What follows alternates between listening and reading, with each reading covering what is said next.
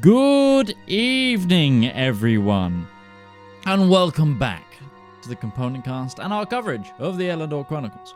Before we get on with tonight's broadcast, of course, there are a few things we need to cover.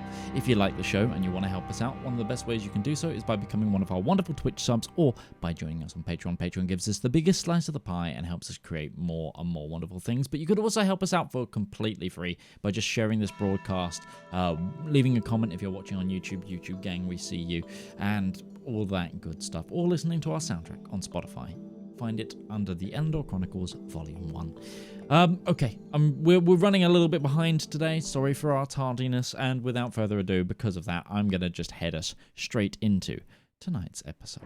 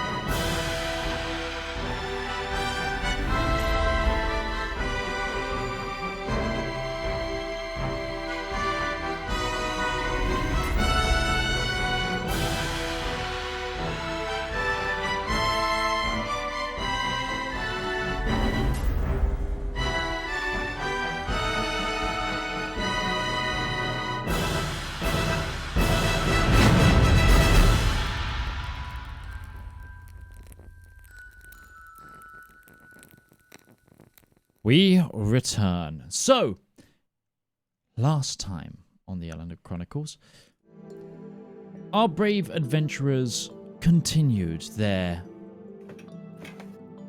maneuvering through the apocalypse. The skies ever red, ever dangerous.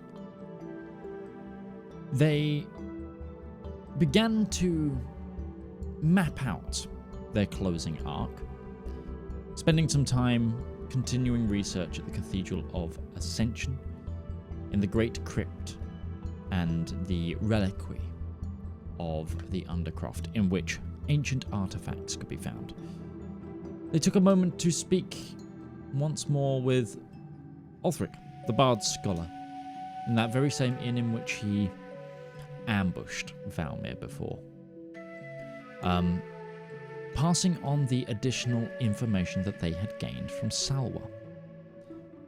He, too, was beginning to remember more and more, and with each fragment of memory that you could drum up in the world around you, creating something else for him. He posited, however, an idea he couldn't shake from his head.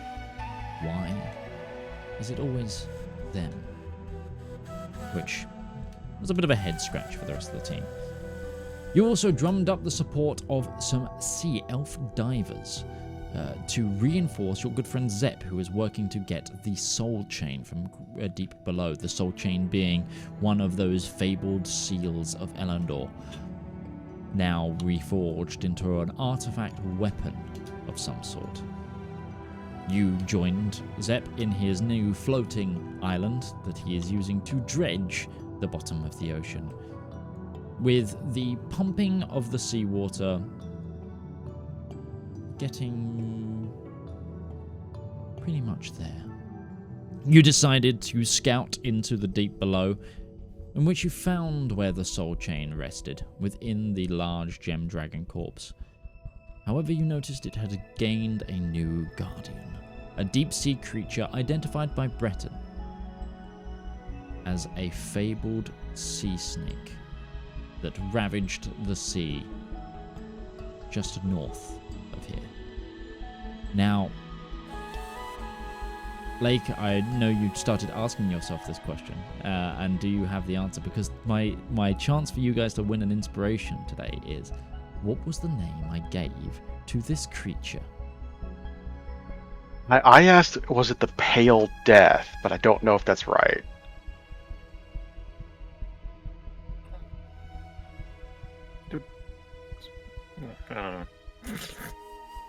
I'm gonna go with Pale Death, Alex. That's my best guess. Okay. Anyone else? I was about to say White Death, but no, that's Simohea. Yeah, That's not him. Iketsuwacha, You know which what? I guess if you're a real nerd, you might get that reference. I'm gonna give it to you, Breton. You got half of the name, so I'm gonna give it to you. But I'm gonna give you a half inspiration for it. So instead of a full reroll, it will be you can roll a D10 bonus. I remember it being really familiar and thinking like this sounds like something else I've heard, but I can't place it. It's the Pale So Ghost. what was the Pale Ghost? Oh, wow, I got pale was the right word, Yeah. not death. Yeah. Okay.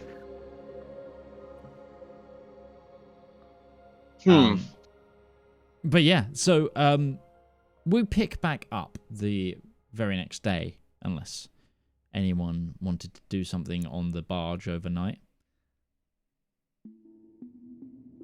Or are you going to teleport out and come back again?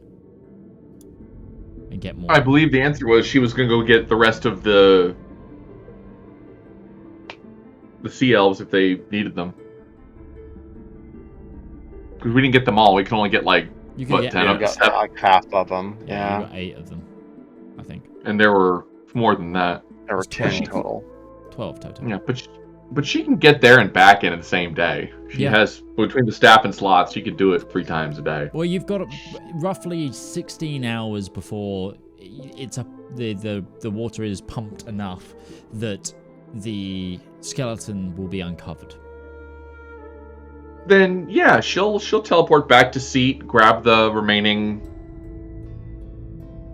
4? Yeah. Okay. And then teleport back. And then rest up. Yeah. Sure. Are you doing more research into your book in your rest time? If I can. Yeah, absolutely, because you brought it with you. So you can Yeah. absolutely do that. Give me 2 Arcana checks, please.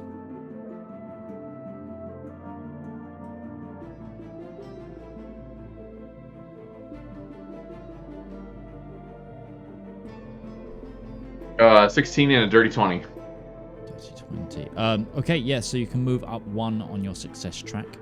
2 out of 10. So you're now 3. You're now at 3 out. A 3 out of 10. But now you're at 3, the DC goes up. The DC was 20 before. Ah.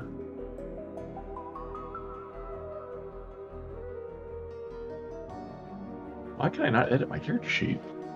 Oh, that's odd. Oh, it was locked. That was weird. I've never seen that before. You were positing what things do they add every week? You've just found one thing. They locked my character sheet. That's what they added. Um, Let's fuck with Beth a little bit more. Breton, Valymr, anything you guys want to do in the interim time? Or is it just rest and watch? I think I would want to just talk with Zep a bit. Sure. Because I've now got this, the thing that makes my Eldritch Blasts cook hard. Mm-hmm. I guess what I would do is talk to Zep and see if he has any ideas on a version of it that could be attached to my glaive, so I don't have to have it on my hand. If he could come up with a design that would work on that. Hey Zep, your design's great and all, but can we change it? I want to be able to use my hands at the same time. the dinner plate thing. Yes. Yeah. I think the issue he will have is he can't reduce the size of the lens. Right. Without reducing its power. Mm. Because it's all We built just build around this the into an lens. ACOG scope you put right on the top of the glaive.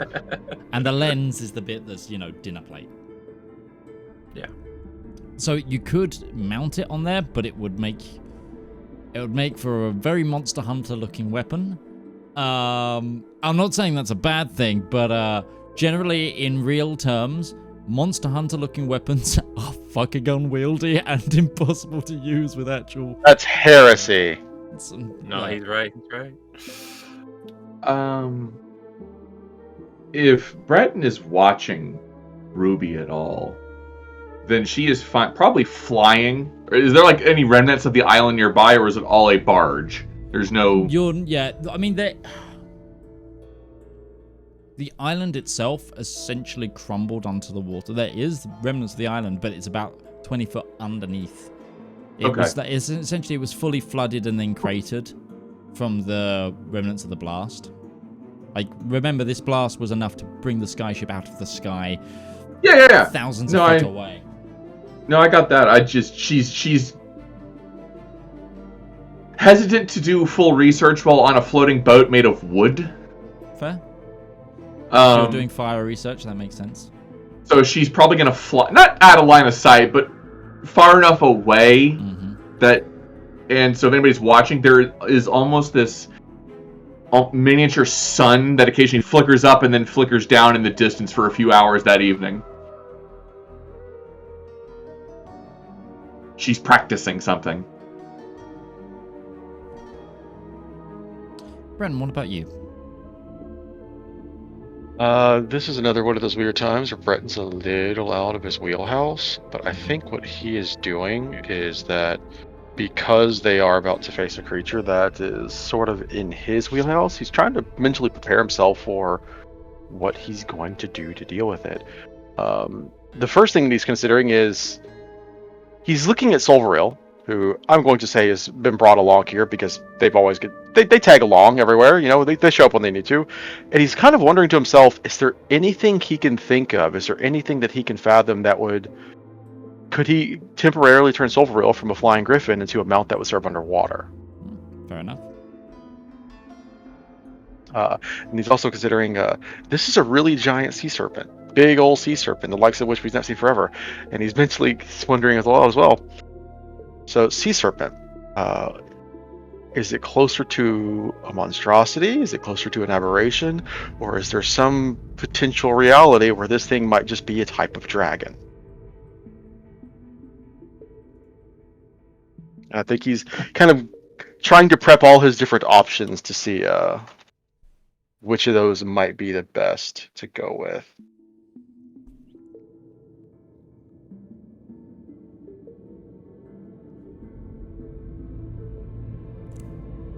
Okay.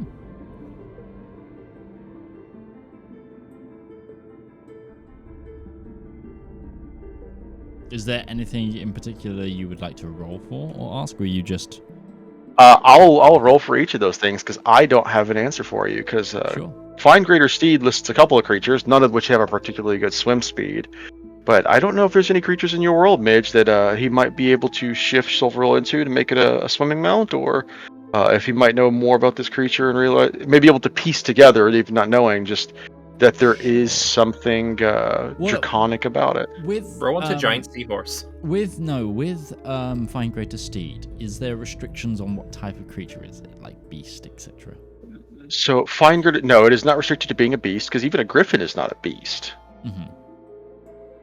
Find Greater Steed list. I'll just list you the creatures that it does list. It lists a griffin, a pegasus, which I'm pretty sure is a celestial, a periton, a direwolf, a rhinoceros, or a saber-toothed tiger. Those are the ones that are straight up listed. But if there is another viable choice, that would be a water-based one that he could potentially tap into. Because you allowed me to do big lizard. So. There are definitely creatures that can, I wouldn't say be able to fully breathe underwater, but are known to be great swimmers. Hippopotamus, for example. Things on that regard.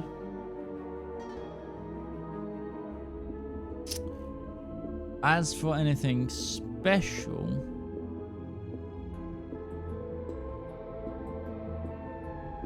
I don't know if there's anything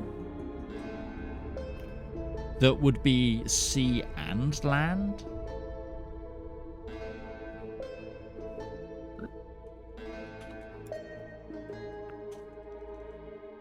Let's see here.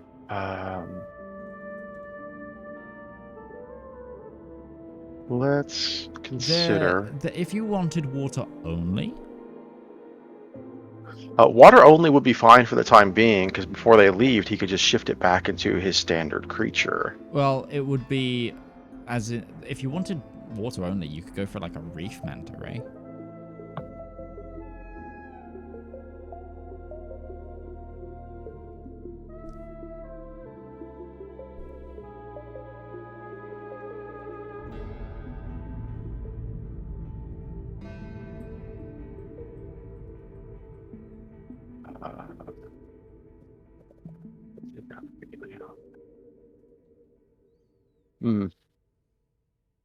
Which this may not be helpful as well, because if we are still going to drain this area of all the water, then having a mount that fights underwater may not be the best choice. He'll put a pin in that one way or the other. Okay. And the other is he's just trying to get a better understanding of what this creature might actually be. Sure. Trying to identify what kind of creature type it might be classified as. Sure. Considering you're the person who thought about this creature in the first place, give me a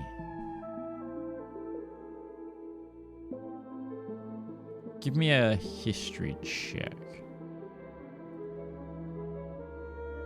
Okay. 24.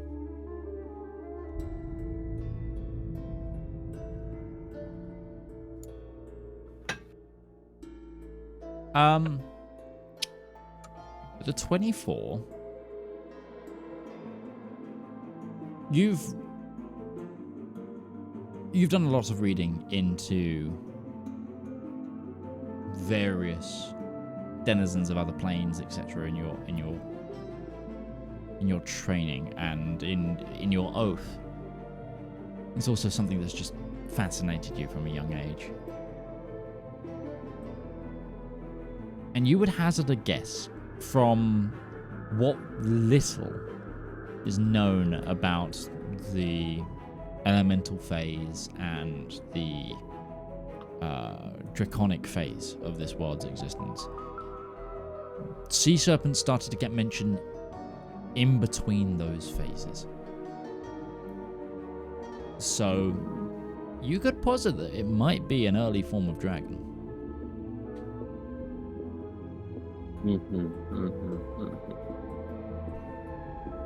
That's curious. That is curious. That's his food for thought. I imagine then I'll say it through as well, since we are doing the whole... I just realized we still have our 3d12 from the Wild Mother's Embrace. And we haven't spent any of those yet. And we're going to go into a new day doing this. I'll ask you, Midge, is there any point in me rolling a d12 to see if I can get that 24 up into, like, maybe, I don't know, a 30? I would say that if you're about to go into a big fight, and you've got a usable resource that will You know what? Yeah, we'll do it. Why the hell not? We'll roll it. It hit a 26. Did it 26 give me any more... Any other minor tidbits? You would say for certain that it's a type of dragon. Okay. The thing that confuses you the most, however, or that leaves you with the biggest worry, is what exactly has the soul chain done to this creature? Because it was already a fearsome beast of the sea. That's fair. That's fair. Sure. Then with that knowledge, he'll spend some time. I think he'll go ahead and start barding up Sulfuril with the chains that were found, actually getting the armor onto him. And then he'll probably take off after Ruby to watch what she's doing as she's flying around like a... I'm not going to say a menace, but a...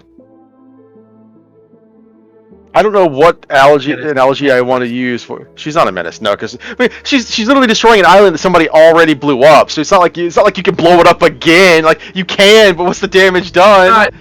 So she's not blowing up anything. It's more like people who see her in the distance. There's a light flaring up and then fading. It's like she's trying to learn how to contain or build something, a spell of some sort. Is anyone helping out the watches overnight? Yeah, sure, why not? Yeah, we'll do that. When it comes I to that, I yeah. think Valymr is probably going to find it pretty hard to sleep anyway. Mm-hmm. Yeah, Valymr, give me a Constitution check. Check or save? Check. I'm seeing if you get seasick by the subtle rocking of this pontoon fort. 10. You're fine, but you're like, oh, I can't wait to get off of this. Fair.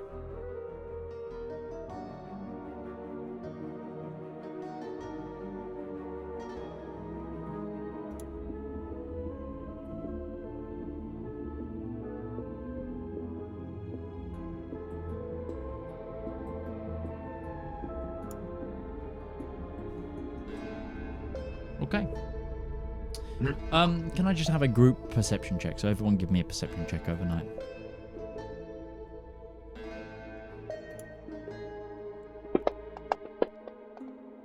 Oh. 12. Great, guys. We're doing fantastic. There's nothing that catches your eye overnight. Nobody in the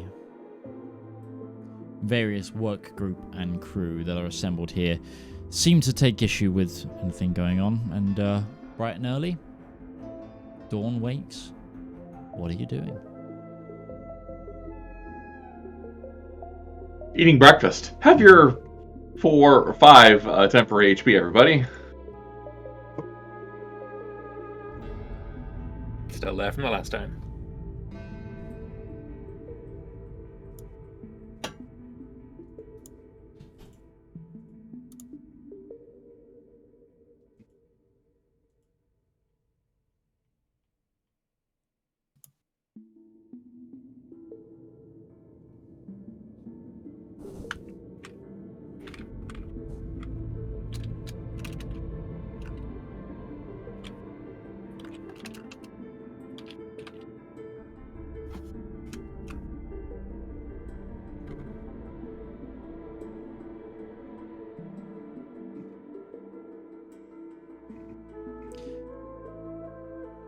Are you committing to a boon today? Are you utilizing the chalice? There's one that we haven't decided yet. But do we also want to use one that we know is going to be useful for a fight, considering what we're going into? Useful for a fight seems the best idea. We have but to be fair, many of these would be useful in a fight. Even the Motherwild Splendor would be useful for a fight. Ayah's Strength is obviously made for fighting. The Ritual of the Hero's Aid is also useful for fighting. It makes us more tanky. Yeah, I mean, extra 42 hit points seems pretty good for immune to poison. I mean, I feel like some sea stuff is probably going to have poison. And fear. Dragons do like doing that. Me and Brett are immune to Doesn't fear. bother Brett. Yeah, okay, well, nice for you two. Hey, I'm already in favor of Hero's Aid right now. So your aura protection works except when it involves underwater. I'm immune to fear. I'm not immune to phobia. Mm-hmm. Conversely, we could. Aya's Strength is also quite literally made for this sort of thing.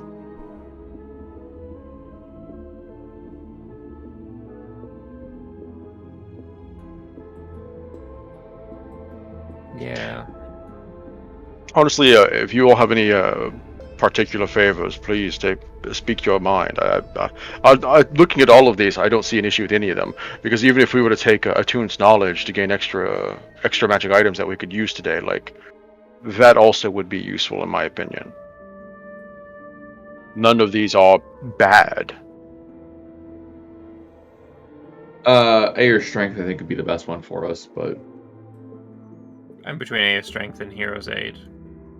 The benefit of Hero's Aid, as well as obviously the hit points, would be also finding out what the boon does. Mm-hmm. I was actually leaning towards Aya's Strength and Motherwild Splendor, just because I'm quite a fan of actually the concept of these boon tokens. but also the. I suppose I was curious if there's anything else still down there. We might be able to talk to it, but at this point, I think we're done past the point of talking. AO Strength seems like it's the one that each of us are in the agreement for, so I suppose AO Strength is the one that we should go with. Okay. You begin the ritual of Aya's strength, emboldening your valor and empowering your bodies again with the strength of Aya. As a reminder, all creatures gain a +1 to their attack rolls, spell attack rolls, saving throws, spell save DCs. All creatures make strength and dex saves with advantage. And once per ritual boon, you may add 2d10 radiant damage to an attack or 1d10 to your AC for 2 rounds as a reaction.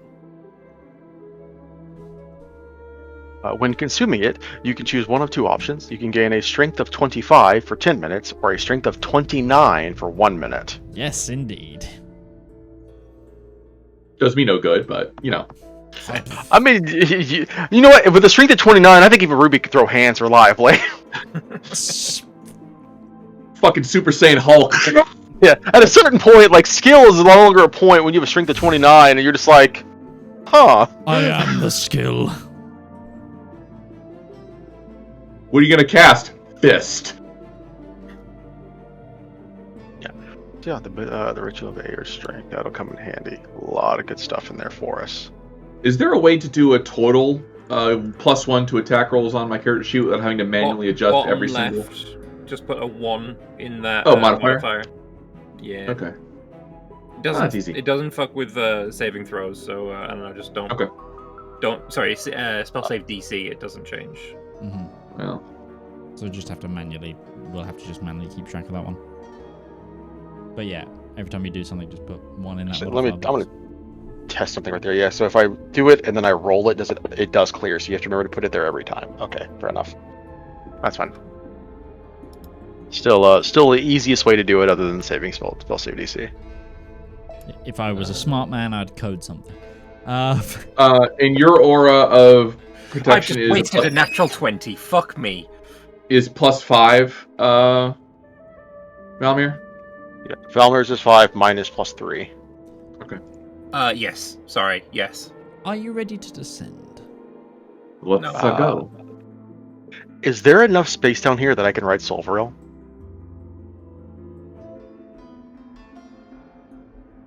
Yeah. Oh, as in on the... Now that we're actually clearing out the ocean floor and like draining it of water, like could a flying mount just get down here? You could have flown down. You can fly down next to the elevator. I think you'll probably need to if you're bringing all of the divers on as well. Yeah. He'll fly down, give me room. Ruby or Valymr can pop a ride if they want. If they don't want to ride the elevator as well. So if you want to open Serpent's Pass, the map. Yeah. You'll get the full map. Oh boy. I need to get a good character sheet because I have a feeling it's going to be useful in the oncoming minutes. Actually, that's an interesting point. The boons from Platinum Chalice can be applied to up to a number of creatures. Does that mean Solvaril or some of the divers also could have benefited from this? 29 strength Silveril. That one's throwing claws. Up to 10 creatures, so we could do it to the 3 of us, Solvaril, and still 6 divers. Yeah. We'll let them do Rochambeau as a raffle to make a decision. The slight issue I have is I've procced the divers as swarms. As swarms? Yeah. So if we count each of those as one creature... No, I'm kidding. That's fine either way. That also sounds like a hassle to set all their character sheets up for that. Yes. They're already pretty potent, so... Yeah, you've given us plenty. I think we're good. But do note that for when you have other allies here. Yeah. Is Zep coming down with us? No? Did you ask him to? No. He's like level 12. Leave the guy alone.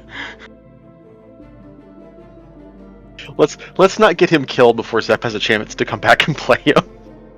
How about Braun? I don't think Braun's here. Is Braun here or is Braun back in Laker's Land? Braun's not here. I don't think.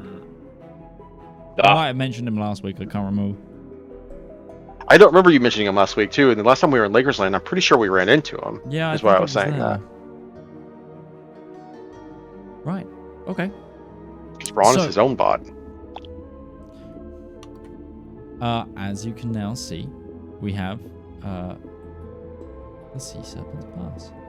And so you are on the furthest left of this map. This is... You see the elevator...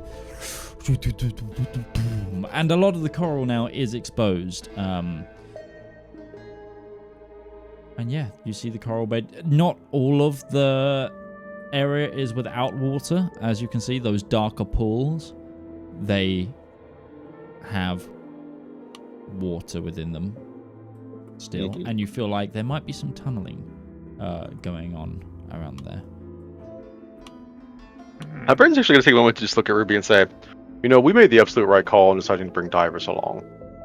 It's just completely sheer dumb luck that we got here and it turns out they were pumping the ocean. So we're not actually going to be fighting underwater. Ruby just...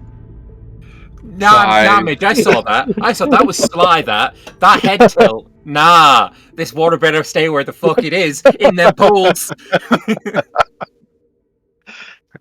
Surely they're going to be useful regardless, but I feel bad that we've kind of brought them here to keep them in their element, but in the time frame we're also not immediately just letting them in their element. At the same time, there are things down here that aren't just mysterious dragons of skeletal things. We also didn't know exactly what we were going to be running into. So, I'm not saying we made the wrong decision. I just there's a bit of guilt that, you know, it's like telling somebody, congratulations, you're specialized in fighting in the ocean and then taking them to the desert. I'd rather have it and not need it than need it and not have it. And in the odd event that this water wall collapses and water rushes in all around us, well, we know most of us will be alright. Breton is going to have Solvariel start to sail high, just kind of circling around of it. If he circles over where the top of the skeleton is, looking down, is there any sign of... I'm gonna say, he's going to be fairly far up. I'm going to say 50, 60 feet up, but he's just kind of looking down to see, like, is there any sign of the serpent actually moving around down there? Definite distance. I'll say 60 feet, because that was the reasonable distance I thought. Can you make a dexterity saving throw then? If you're getting within 60 feet of the skeleton. No, that's fair. 60 feet. Dex save for me, I get a +1. Yeah. And you roll these at advantage right now because of A, your strength. I sure do, because of A, your strength. So that is a whopping 24 for me. But assuming that this is some form of AoE effect, I imagine Solvariel is also going to have to make this, because that's just fair. So we're going to say this is a modifier of a +1, a +2 on the die naturally with advantage. So Solvariel gets... he'll also get a 24 because of my aura. Nice. You both managed to dodge this, but you see as you go towards the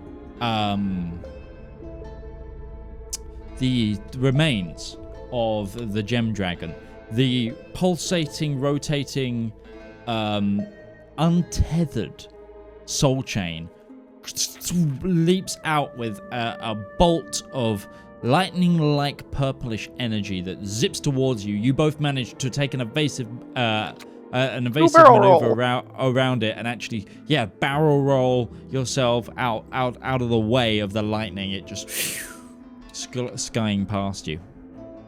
You won't just hear Breton scream over, "So watch out for that!" Good to know. So you flew over here. Oh yeah, Breton is basically circling around it. Something like that, yeah. 300 foot.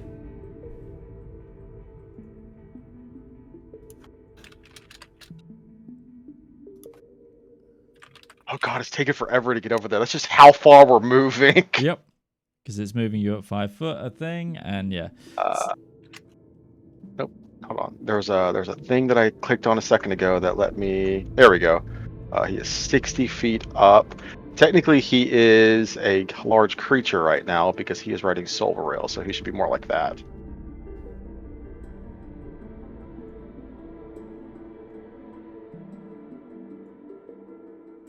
There you go.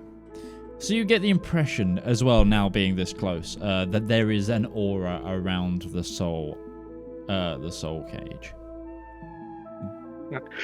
I will say, noticing that, he'd probably, level 50 feet higher and see if he can't establish a safe distance. Yep, sure. Once you recover the reins, you can do that, but also give me a perception check. Sure. See if we can't actually see the thing we're down here hunting. 27.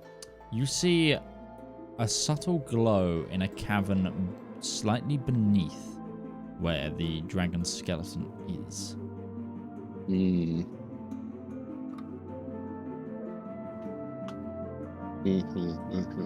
The rest of you, how are you progressing? Slowly, making sure that I know exactly where my feet are going. No Forward. slippage. So, what's the movement speed of Silverrail for me? Quickly. 80 feet. 80 feet? So, 80. How long would that take to do 300 foot? 4 rounds. 4 rounds. Okay, would you guys mind queuing up 4 rounds worth of movement, etc.? I'm gonna go. Breton was up not in a 30. particular rush. He was just moving on ahead to look Yeah. from above because it seemed like a smart idea. No, absolutely. I'm going up 30 and then over 90. Or 60. Excuse, no, yeah, 90.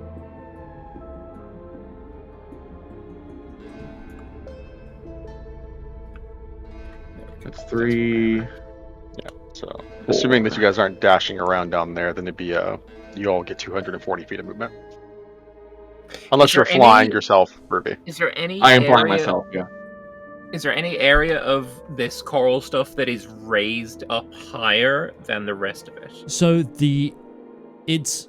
look at this like it's a height map. The lighter the color, the higher it is. 240. Okay. I will be looking to get to a higher point then. Probably eventually getting to roughly where I've got my doodad person. I'm putting back, so Yeah, this is by no means a smooth surface at all. yeah. So yeah, the darker color is like kind of the deeper it is, bar the bits right around the lips. Mainly that's because of the high contrast between the patches that are still water. But if you're looking at the rock itself, yeah, the lighter it is, the closer to the surface it is, like the higher up it is.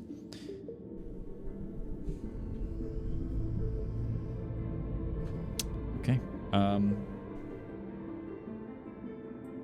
Breton will, at this point, Breton will just circle until they get closer and start doing what they're doing, keeping an eye on from above.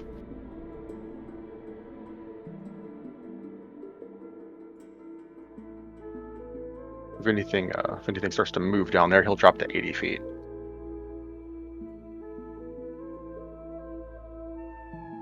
Yeah, right about there. Very well.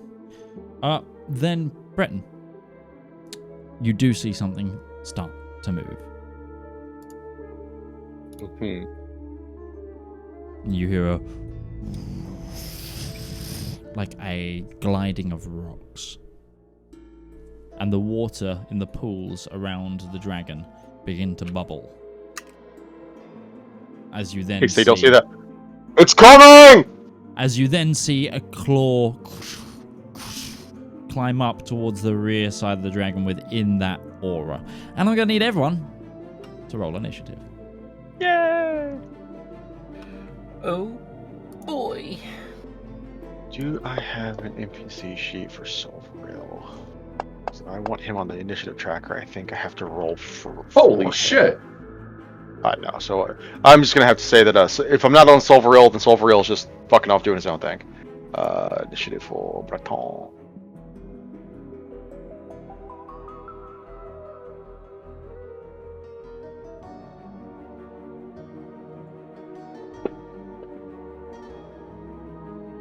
Guys, I rolled a 16, a 17, a 18, 19, and 20 all in an order. I don't know what's going on right now, but I'm scared.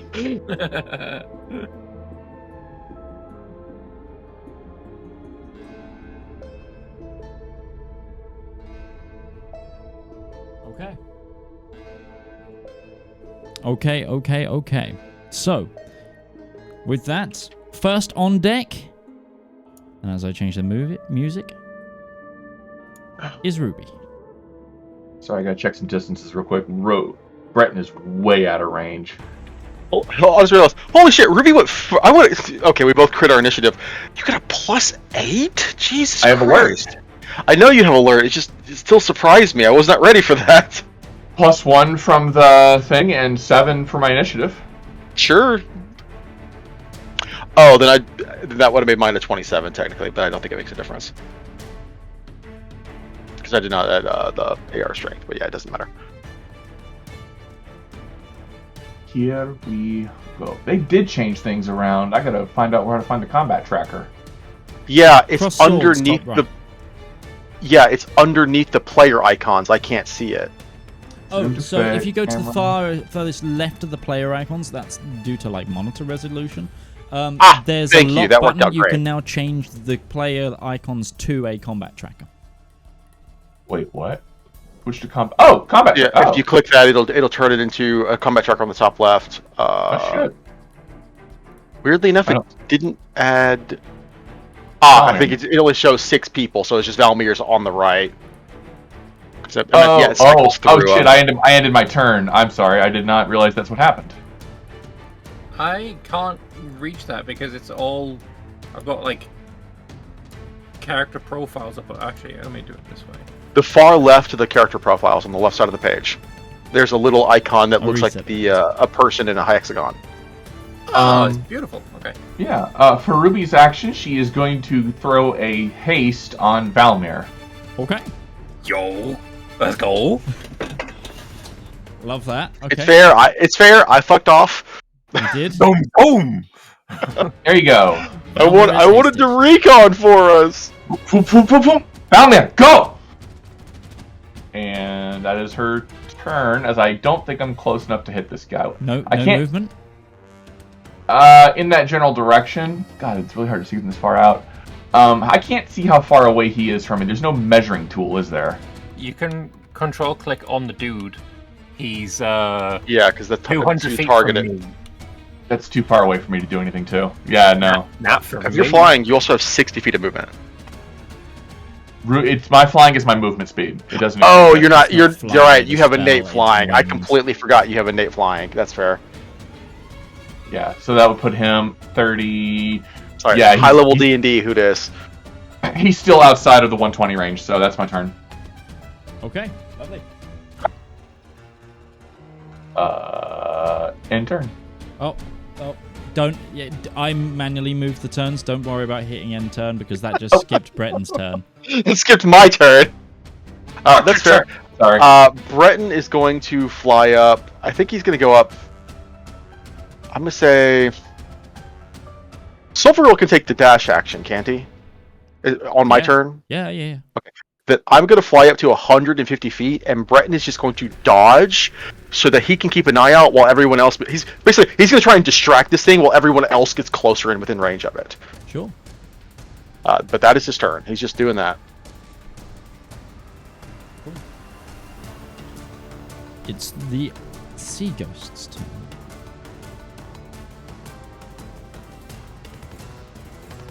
Give me just 2 moments.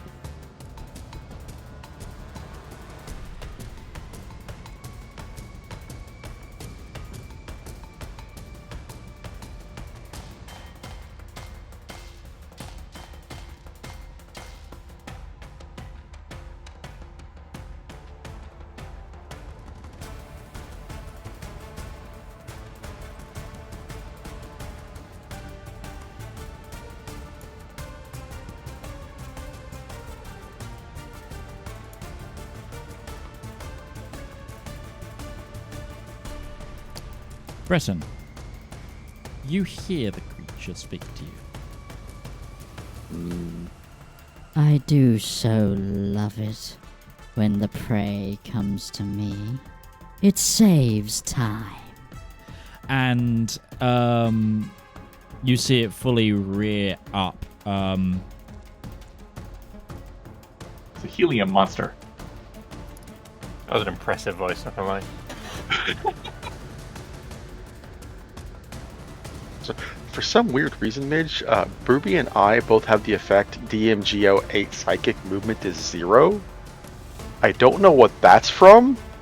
Or what it means. DMGO? Yeah. I've got the spell shield or shield that reduces psychic damage, but I don't.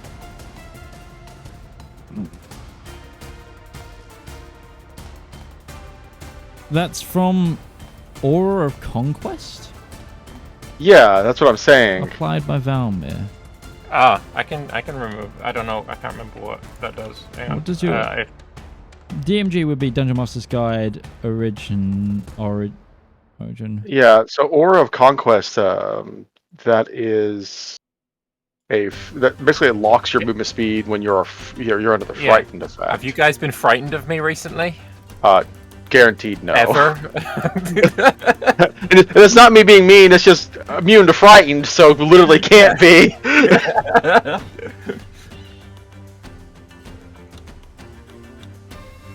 Right, and you see it like pull up and then like dive over into one of the pools. And it begins to dive down underneath. Right, just murmurs to himself, Valymr's gonna hate this. Yeah.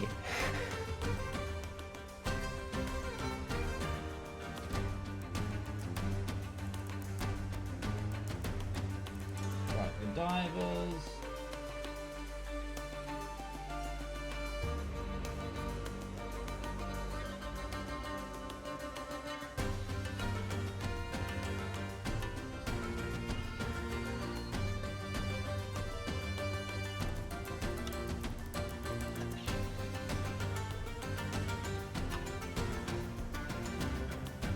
They're just kind of forming up and moving along. Valymr! Yay! I'm going to move 60 feet to there. Getting a little bit of high ground. And I assume I can't see this guy. Make a perception check, but probably not. Okie dokie. Breton's feverishly pointing at one of the pools, but he's also 150 feet up right now, so... Also, Breton, as you noted, the deeper it went into the water, its translucent body kind of began to refract into the water, and it became much harder to see. Can't. I had a feeling that actually might happen. I'm gonna hold my action. Okay. Hold What are you hold holding? a spell attack action. What spell are you holding? Eldritch Blast. Okay. Needed to know because if it was a Fair. spell level, you'd consume it if nothing happened. But what's the trigger? When Can you I see the creature? guy? Okay. When I see bro, I see a shoot bro. big scary serpent. See bro, shoot bro. Uh, I could, let me just. I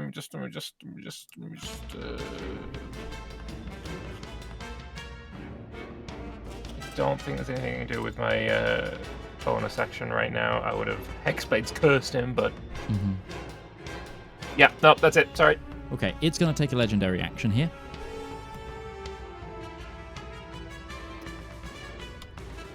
And take its water form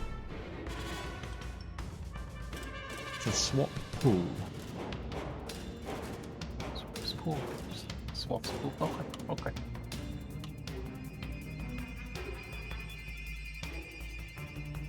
Plonk. Ah! It's close. So, Valymr, you see just this head of this sea serpent and, like, essentially, like, 4 or 5 T-Rex arms underneath its chest. Naturally. Because it's essentially, imagine a sea serpent, like a big old snake with a dragon's head, and then millipede-like T-Rex arms up its body. But it rears out of the pool of water next to you. Kind of Gyarados-like, I would say, like, sort of thing. But you can see it. It's there. Oh, fun. Question. Yeah. With holding an action for Eldritch Blast, Yes. how many beams do I shoot? All 3 beams? It is a casted spell, so it triggers all the effects of the casted spell. Yeah. So it's all 3. Yeah. Okay. Because Eldritch Blast is not when you cast the spell on your turn; it's just when you cast the spell. Yeah. You don't Okay. cast Eldritch Blast 3 times to do the things. That is Eldritch Blast. Well, I'm gonna do that. Considering I had a hasted action, can I hold that hasted action as well, or is that No, not a you thing? can only choose to hold 1 action. Okay. Well, let us start off by trying to hit him. Hang on, let me just target him first. And we try hit him. 20. You didn't target him. I'm targeting him.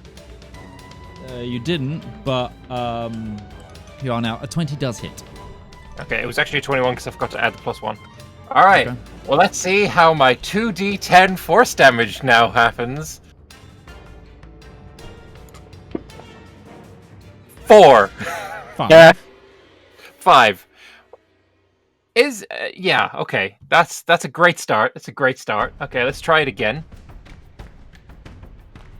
Also, I don't think I'm doing damage to him. That didn't do because again that attack wasn't targeting, so the auto damage roll didn't target I'm it. gonna stop targeting him. I am now definitely targeting him. Yes. You're also targeting yourself. I got a crit.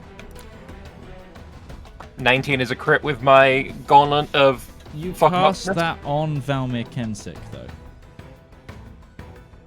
What is going on? I don't know because I'm only targeting him. I'm clear my targets.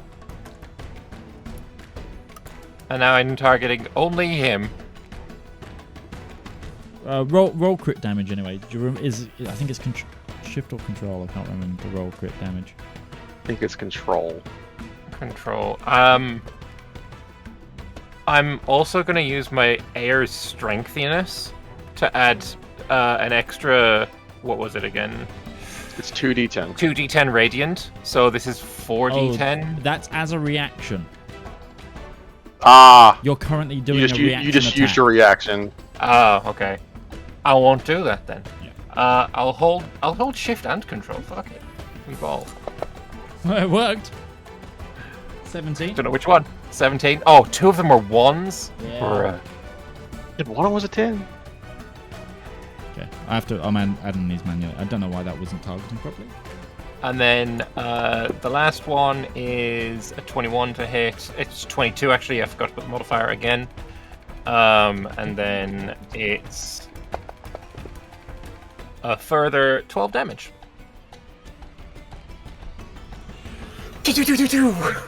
Doing quick Heg math with that. Cool. That the auto tracker might not be working right now after the most recent update. Yeah. Ruby! Yes. Made your concentration. With a nat 20. Damn. What would you like to do? Yeah, I think we're taking damage because this Aura of Conquest effect. Yeah. Because I don't know why Ruby's at 19 wounds, I'm at 11. We shouldn't have taken any damage yet. I've removed that. So I'm not hurt? No, you shouldn't be. Apparently, I could remove it from Breton. I don't know. I definitely didn't do it, I but can't even modify my health. I can't either. Why? I keep getting... Oh, there it is. I keep getting locked. That's what's... What the heck? That's also what happened to me. Yeah, I got locked out. Yeah, remember Little to bit add of your weirdness temporary going points on back right now. as well. Yeah. Ruby. Sure. Am I targeting this guy? Yes. Okay. We hope so. If not, I'm gonna manually add the rolls anyway. So yeah, I mean, DM's Sure. not doing enough work, so I mean, it's fine. You're finally getting to do something. it's only like I've got one character to utilize at the moment, at least. It's not Which like is I've what you also say at the moment. What Fuck's that mean? got- It's because I Brother? haven't done the Sea Elves yet. Okay. All right. I'll lay off with that one. You know what? Let's open up big. Let's see what this guy does. She's gonna open up with an incinerate. Nice. Go for it. The DC for this should be 21, not 20. It failed. he is going to eat some damage. I'm casting this at level 6, just for the record. Oh,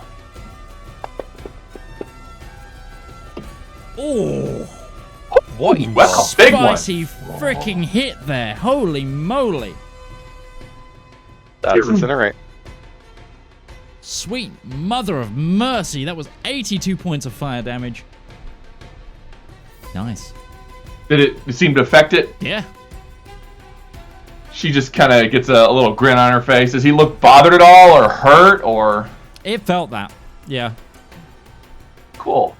Seeing this guy pop up out of the water, however, she's gonna go. Yeah, I'm gonna fly. Come fly away with me.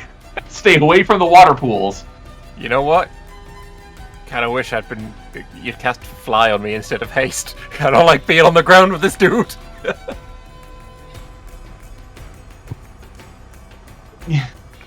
That's my turn. Okay. Breton. Yeah. I asked all these questions to set up to do this, so we're going to do it. Breton is riding Solvriel. Yeah. He also has a dragon slaying lance. He does. He is going to couch that lance. Solvriel is going to do a nosedive, taking the dash action. Breton's going to move 160 feet towards this thing and try and lance the fuck out of it. Let's go! Loves that Seaman Dragon. Go for it. Hell yeah. And you got a +1. Yeah, +1 on the attack roll. We set this up too. This should work, I hope.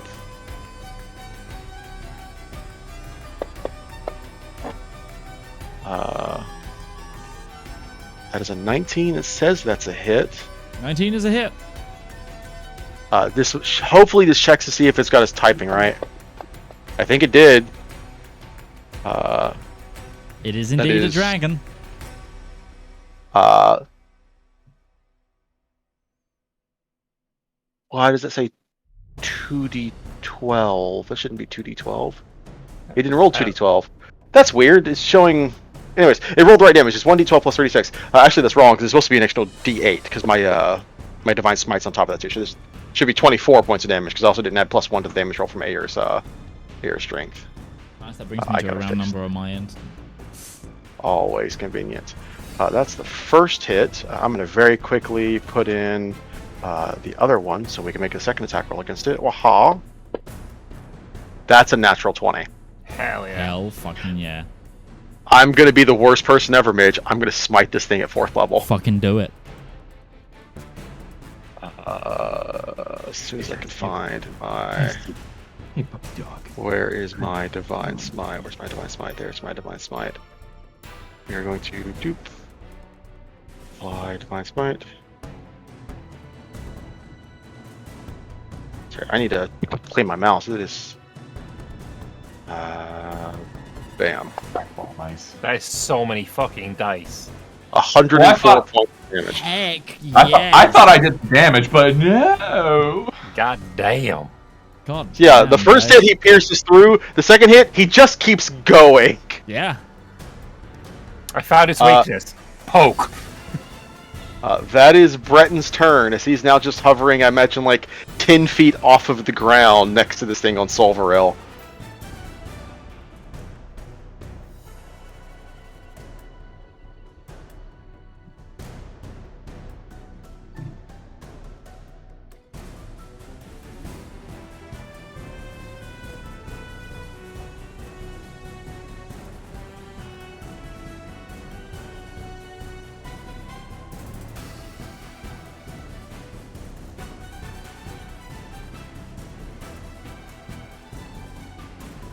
Nova?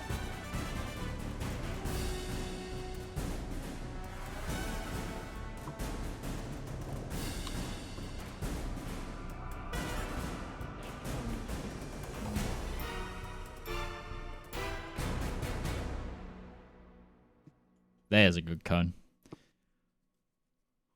All right. Now hold on now. There was a roller coaster of emotions there. It was like, it kept targeting a little bit more of me, a little bit less, a little bit more of me, a little bit less, and then just like, now we're just gonna target everyone else. Hold on there now.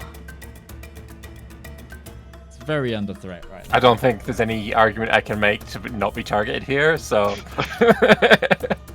Now, hold on here now. So this is going to be a Constitution saving throw for everybody. Nah, hold on, that's gosh dang it. I'll make those every single day. The swarm has +5. One of the swarms has +5. Yeah, it's Elf Dive Swarm plus. It's Elf Dive Swarm Warren has +5. Town save. Oh, you're rolling it for me. Okay, fair enough. Makes sense. Oof. You roll bad for me. You roll bad. I roll bad for me too. I am going. 2 of the swarms failed. Yeah. Can I use a point of luck? Sure. I'll have to untarget you and you'll have to manually do damage, because that's 20? a success. Yay. You see it rhyme, bring out its mouth, and you see, the corner of its mouth begin to, frost over as it releases this just gnarl of freezing cold water, but then, halfway through, the water then juts with lightning of a purplish hue. So this is cold damage, or...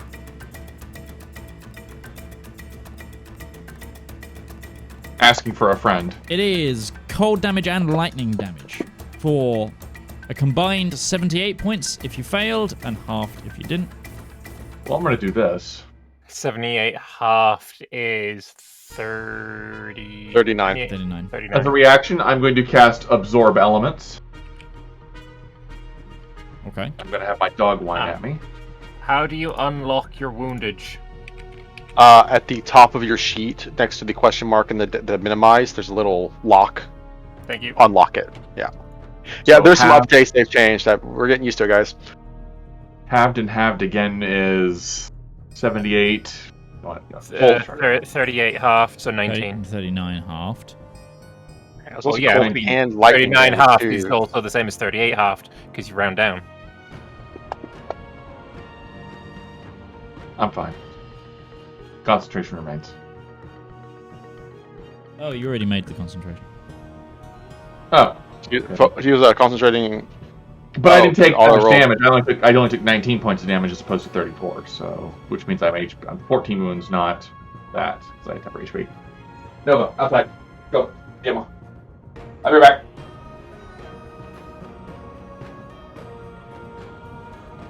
Demo. And then it's going to bonus. This will incur a reaction because it's going to count as a movement, but it's going to try and use its bonus to change pools. Happy to give it a swipe with the Dragon Slayer. I don't think a 13 hits. 13 does not hit. Yeah.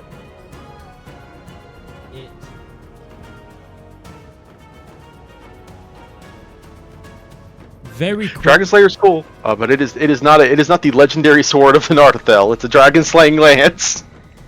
It Still very pretty cool. very quickly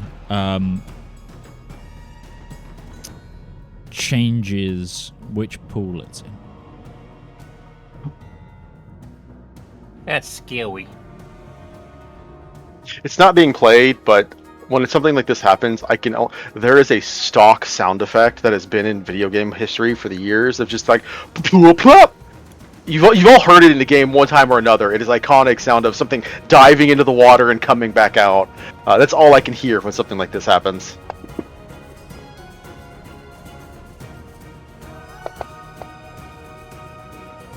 Oh, that's some really bad rolls.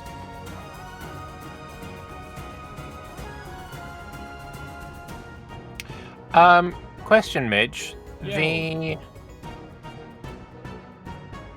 The sea elf that was closest to me, if he had the +5 to his con, would he have passed? Because he's the one that's more damaged than anyone else.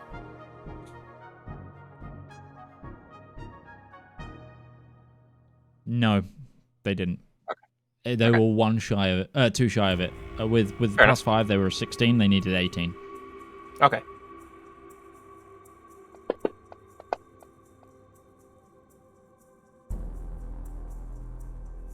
Nice archery there, guys. Nice bow shots. You're a little rattled, okay? I mean, fair point. You have any idea how hard it is to fire a bow with your fingers being cold? Yes. Fair point. I don't, so I'm just assuming. Oh. There we go. Let's go.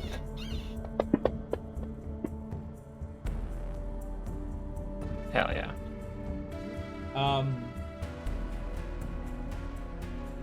Also, you forgot to remove your temporary hit points when you took damage, Valymr. That's correct. So you should be at 34, not 39 and Valymr, 5 your 10. turn. Thank you very much, Sharon. Yeah.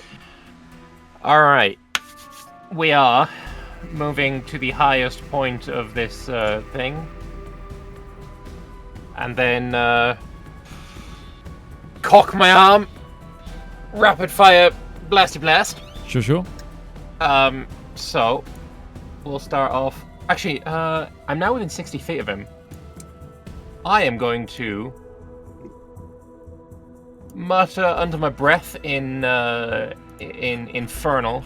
Sure. And we are going to Hexblade's Curse this guy. And so if I do that, he is now cursed.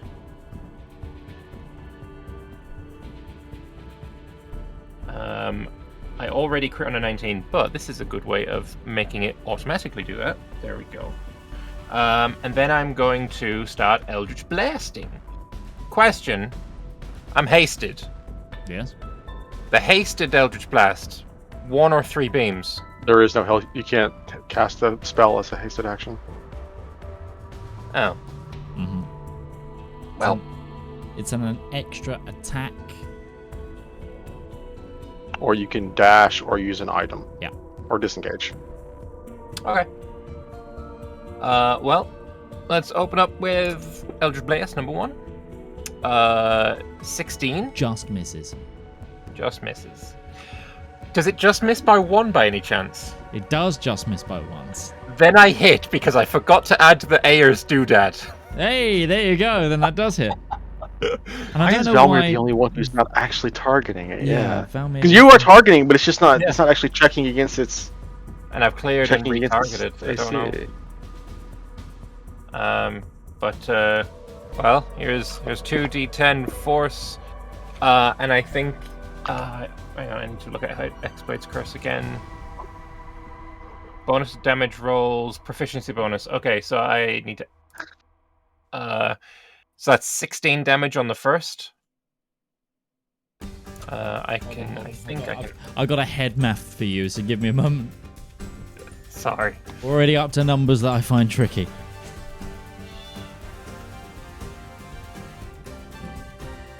Okay.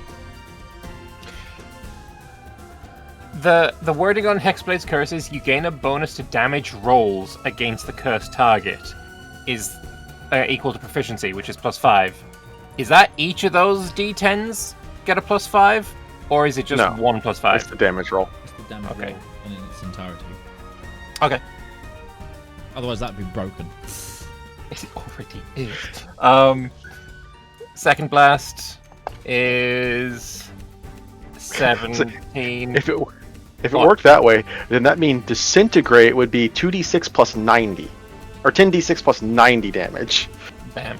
That hit? 17 is its AC. Yay. Better damage. That's 23. 6.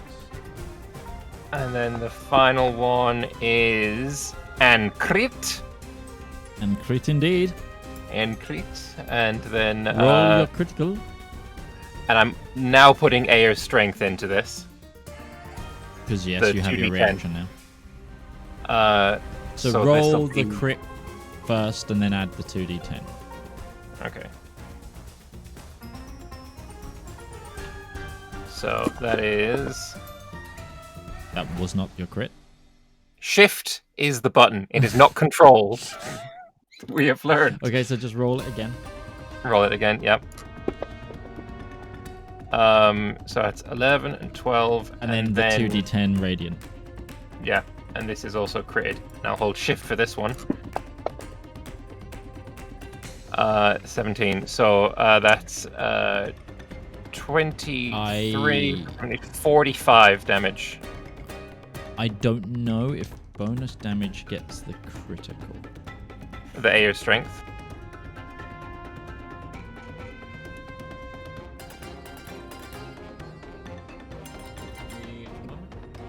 Sure.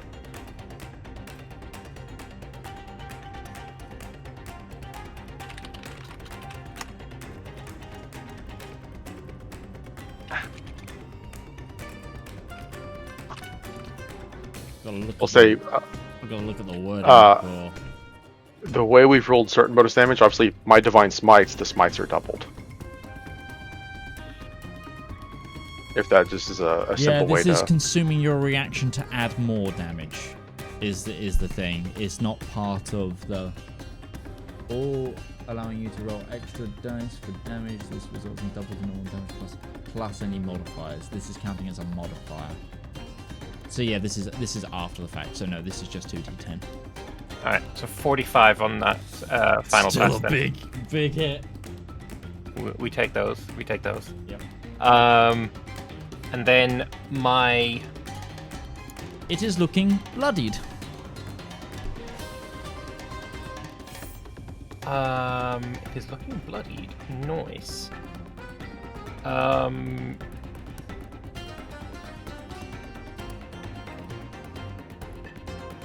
And can I, with my haste action, you said I can't cast at anything. No casting spells is hasted, yeah. No casting spells, then it's me done. Okay. It's gonna take a legendary action. No. As it do.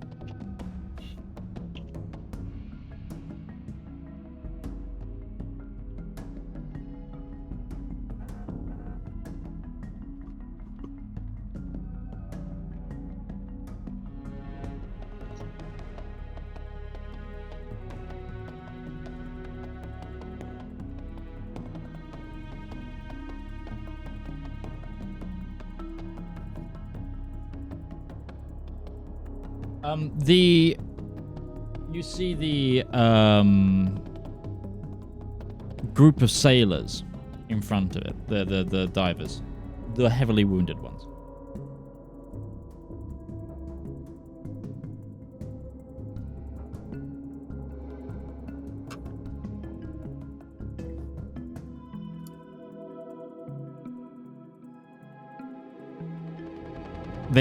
You see this creature's tail rise out of the water and just like whip and grapple towards them, rapidly wrapping around them. It's weird, like as the sea serpent's tail goes out, as it's in motion, it almost turns to water briefly.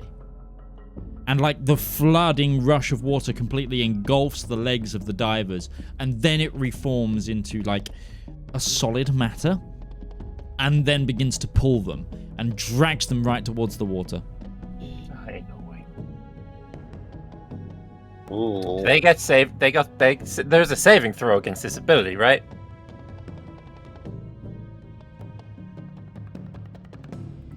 He said, hopefully. I would burn all my luck. Oh, speaking of, I need to... There's a save to try and get out of it. Oh, gosh dang. Okay. That's its current legendary action. Back up to Ruby. I'm going to throw a firebolt at it. Sure.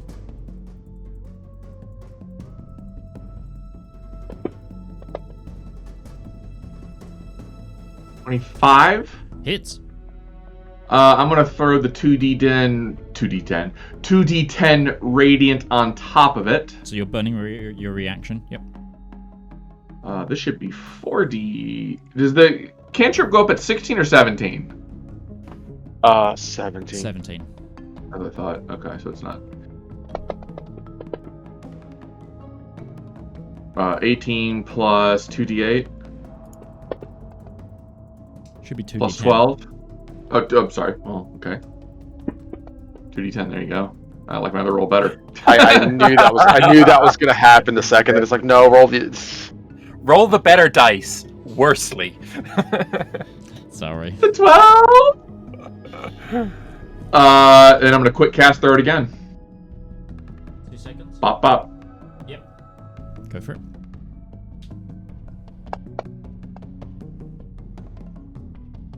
Uh, 21. Yeah, it hits. It's not got a high AC. 16. 16. Lots my 10.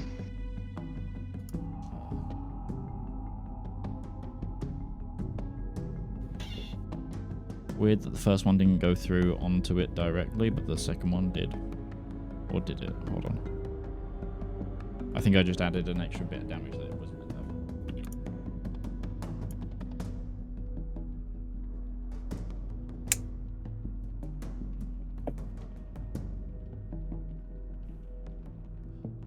We might need a small moment here. My laptop did just shut off. So, we might have just all been booted from the game. Not yet. Okay. Mm, We're about to find out. Sorry, I broke it. Oh no, we seem to still be you- here for now. you healed it so hard that it transcended reality.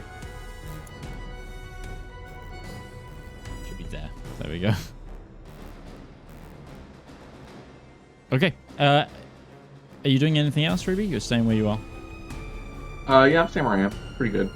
Pretty comfy where I am. Great. It's going to take another legendary action. But what if it didn't?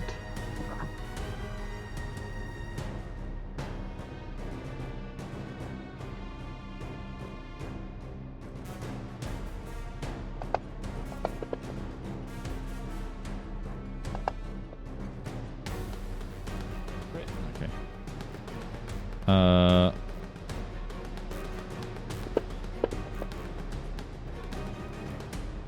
It just starts chomping down on the divers. Oh no. The shadow of those dice made it look like this thing's bite attack does 3d20. No, 3d12. Okay. those looked like d20 shadows, right? I'm pretty much committed to using the lance right now, and your strength is really cool. But you know what would be really cool? I'm gonna use bonus action to consume the boon to go up to 29 strength. Hell yeah! Oh. Give yourself a the effect of. Yeah, there's a way to do this where you can actually just set our strength up to 29 for the moment. Yeah, we're just gonna go up to 29. We're gonna lather, rinse, and repeat. I think I'm gonna sail to the other side of it, fly around to this side, and attack it from the side. Okay. Gonna swoop all the way around. While we fly over it, first attack. Advantage because you've got flanking. Oh no, you don't because they're grappled. Ignore. Continue as you were. It's a 21 to hit. 21 hits. Alrighty. For 24 points of damage. Damn. Yeah. Second swing. 29, I think hits. For 35 points of damage. Hell yeah. Right. Nice. Harrying it. Listen, guys, this is just practice for the island. That is going to be Breton's turn, though.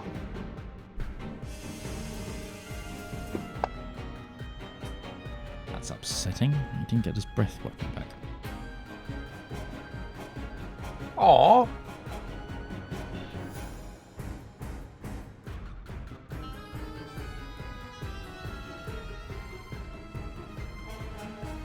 I think it's just going to continue to chow down on these divers.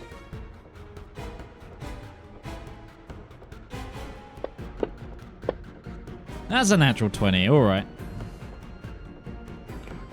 They served their time well. And Okay, I they can are see just how those are. Like you just see and as it crashes onto them, it like the creature's head turns to water and then instant freezes and then reforms solid into itself. And you just see these sea elves get ripped in part, like offal just spewed everywhere. Yum.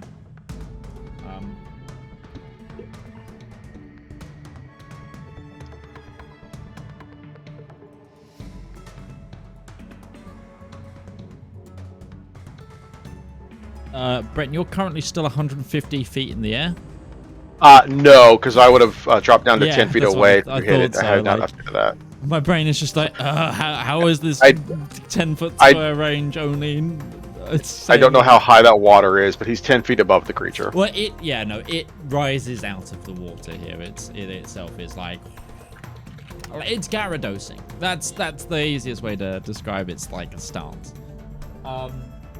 It, however, is going to like reach up with a tail of water.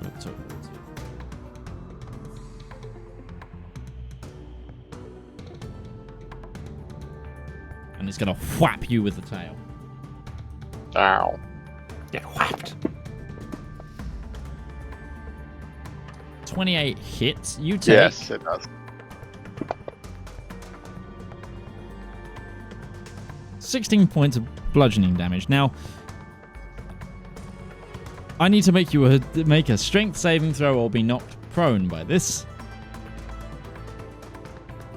Can I be knocked prone while I'm riding Solvaril? That's what I'm trying to work out. Well, I rolled a 33, so I think we're good. Yeah, you're fine. Right, those sea elves are dead. Splat.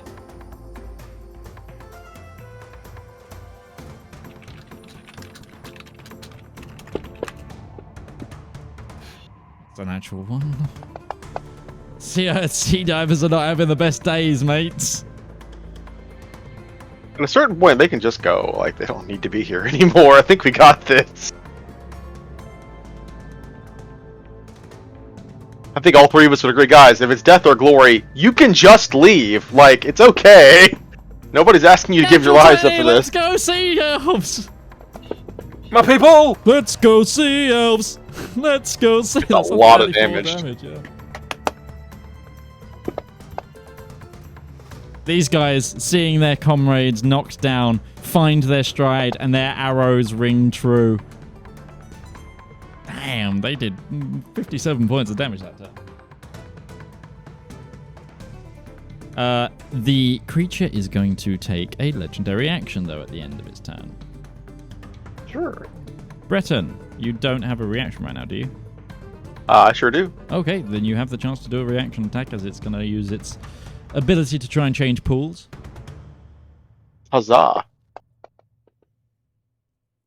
19? 19 hits. Yes, it looks like it hits, yeah. 29 points of damage. Oof, good hit. It does, however, go there.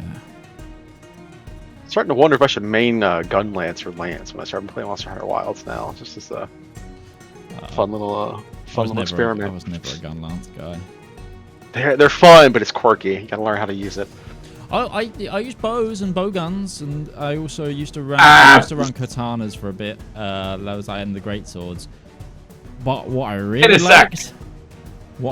liked, fucking hammers, man. Yeah, baby. Hammers in World were revolutionary. I love It was all about Kensek, spinning baby. to win. Whether it was horizontal or vertical, it didn't matter. Second verse, same as the first. You know what? Oh, he's out of range. Fuck. Yo, yeah, I gotta He has been running away from us. You know what? Ruby, Give me 1 second to give me just a second. If you come over to me and hold on, I'm gonna run. I'll get you into range. Don't need it. I don't think. Let me check real quick. I need to check the distance on this spell. Yeah, I do need to get closer. Because like even distant cast won't do that. 30 feet to here. That puts me at 160. Bonus action Misty Step. Oh, shit. Another 30 closer. That puts me at 130. Now, I know you ignore cover, but it is in cover from you. Just isn't it? And So it's totally covered? It's not 100% covered, it's 3/4 cover. But you will be also shooting through the soul cage. It's fine. I don't mind. I'm fine. This is what we call fire for effect. Okay. What are you going for? Fireball. Okay. Go to my spells. If I can find it. There we go. I'm gonna cast a fireball. 3 DC 21. One moment, I'll fix that. Hold on.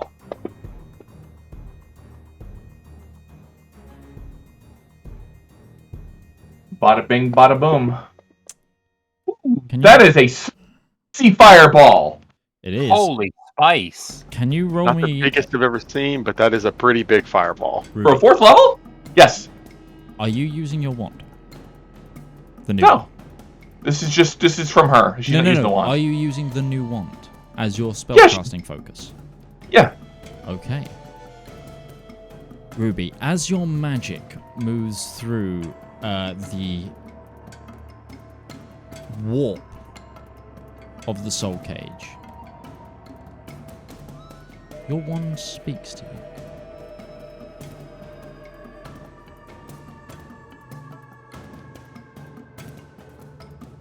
What? Not really speaks, but you hear childlike laughter. Really? And then the whispers of, "Oh, this is powerful." Can you roll me a D1000, please? D1000. Don't roll a 1. Don't implode the nearest star, please. 257. 257.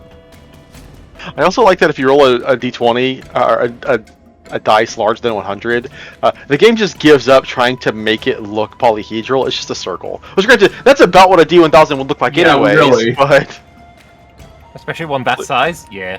yeah. Guys, I can't tell. Is this on 527, 239, or 794?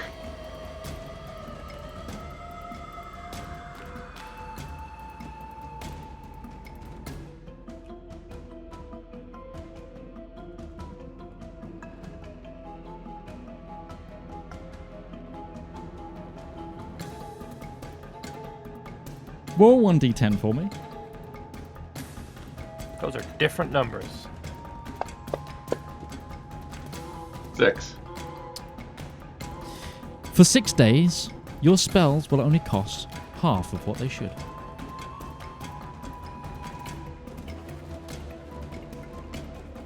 Half? Mm-hmm. So I just cast a 4th level spell. It only takes a 2nd level spell slot. Correct. And if I cast a 1st level spell slot, it costs me. A cantrip. Round up or down? Round down. It'll cost me. I can cast unlimited 1st level spells.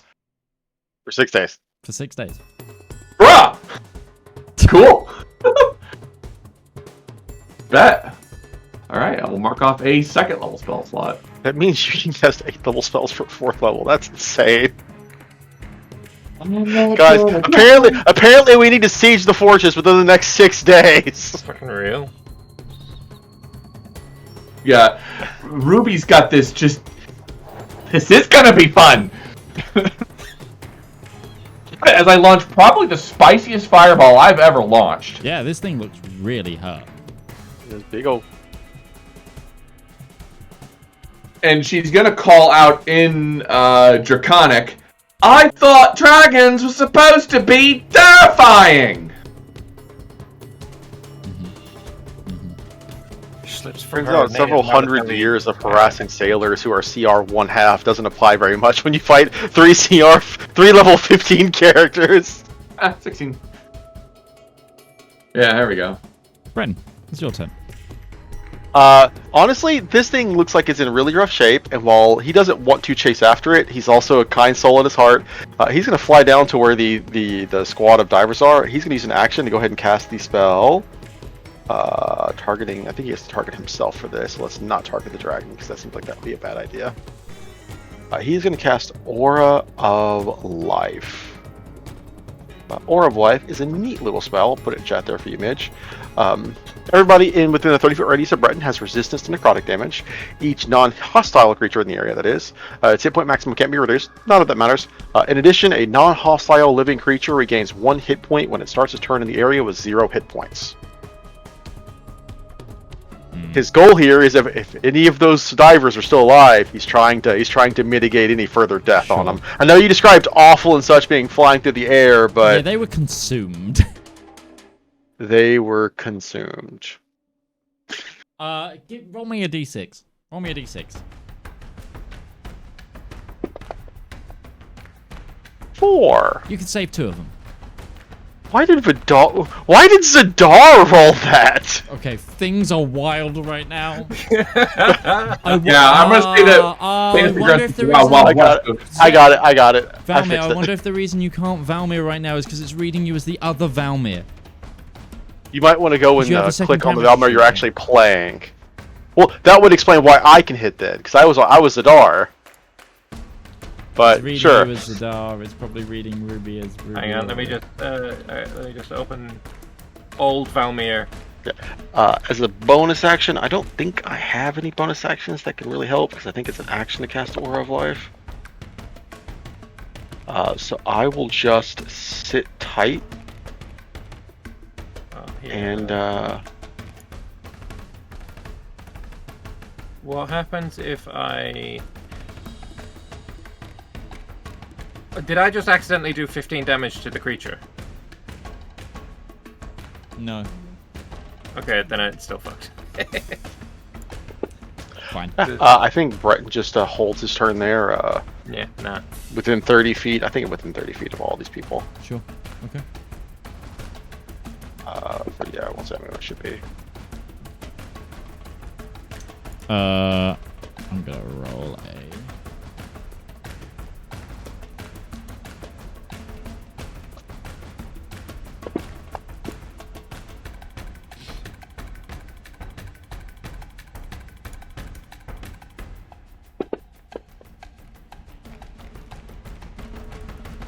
You get the impression this creature is running.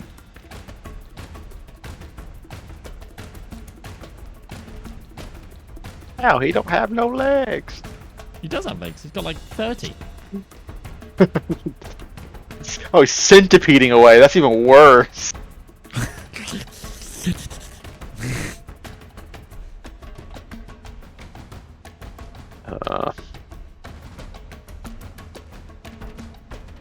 It's getting away. What's the plan? Do it! You see it barreling towards the water shielding. Alright. Yeah, just moved twice. It pool transferred and then centipeded. Skittered up the... I just found Zedaar on this map. What the fuck? What are you doing here, Zedaar? Get out of here! This isn't your party anymore! Where's Zedaar on the map? I definitely didn't put him on the map. If you look top right of the map, the the top right corner. Oh! What? He's just sitting out there like 70 feet out! What? I'm gonna get this up on stream. What, Zedaar? What are you doing? He's a dragon! I heard there were dragons! You can't just interest a dragon and not expect Zedaar to be a part of it. Good on Zedaar!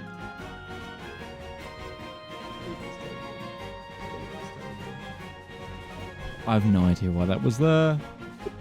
He hasn't been on the character sheet. I wonder if there's other Valymr somewhere or something.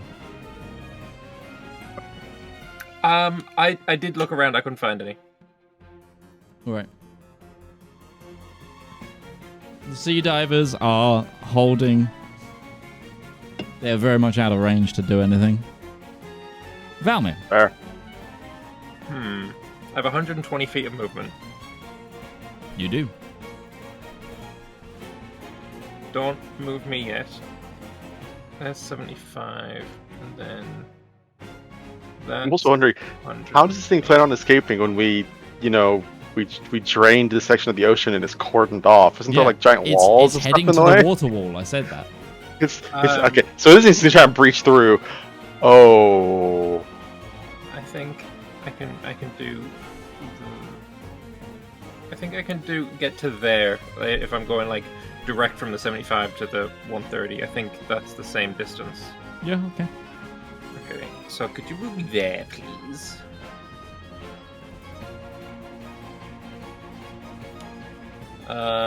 See, because I'm now. Ooh, fun fact that we got right now is that Eldritch Blast is a 120 feet range spell. But this lens that's attached to my arm doubles the distance. Yeah. Which makes it 240 feet of distance. And Yep. and also the fact that he's only 220 feet away from me, so I'm gonna just shoot him in the ass. Okay. Do it. Alright. My dice have changed color. This program is dying, I don't understand. No, that's because you changed your character. But I changed back. The dice. Either way, 25 to hit. You know it hits. Hell yeah. And they changed back again and I didn't do it. I don't... Anyway, that's a 12 damage. Okay. Second attack is a 17 to hit. Just hits. Which is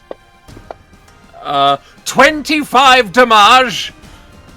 And then the final one is a hit with 11 damage.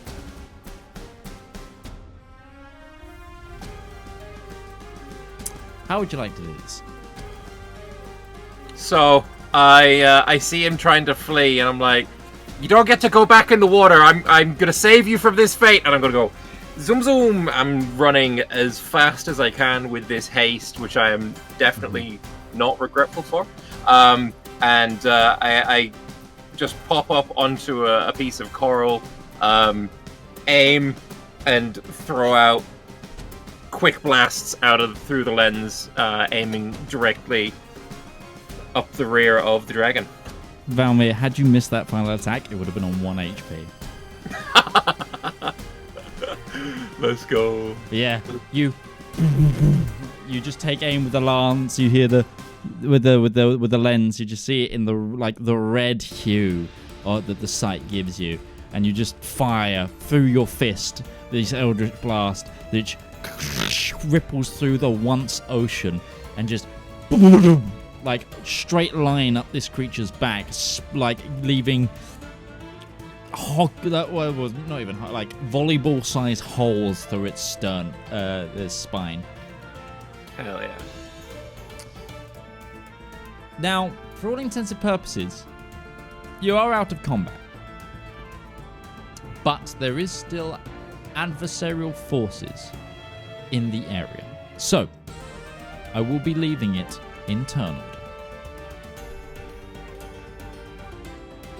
Valymr, is this the end of your turn? Yes.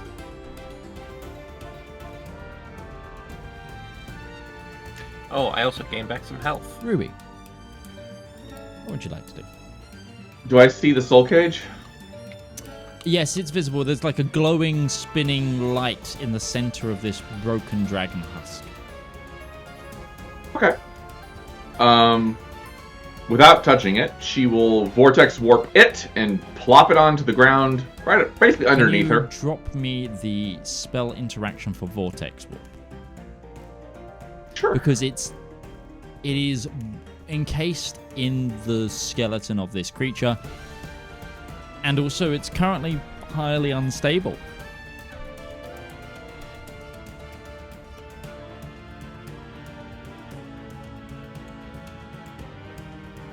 That didn't open. Okay, that's fine. I'll Google.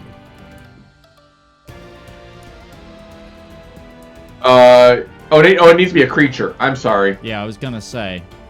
I thought it could be an object too. Teleport can work on an object. No, it looks like it's unstable and is it like it's breaking apart? No, it's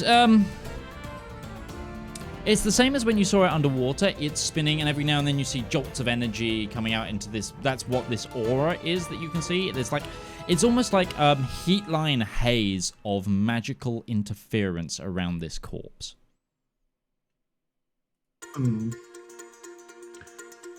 She's gonna fly closer and try to examine it then. Okay. Try to get an idea of what this thing is doing. Give me an Arcana check.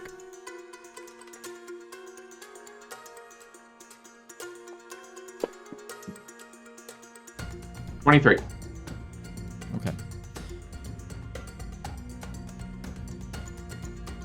When you saw the soul cage before, within the dragon, when the dragon was still alive, you saw that the soul cage itself had bound itself with the dragon. From what you understand right now, the soul cage is unbound. Therefore, its power is completely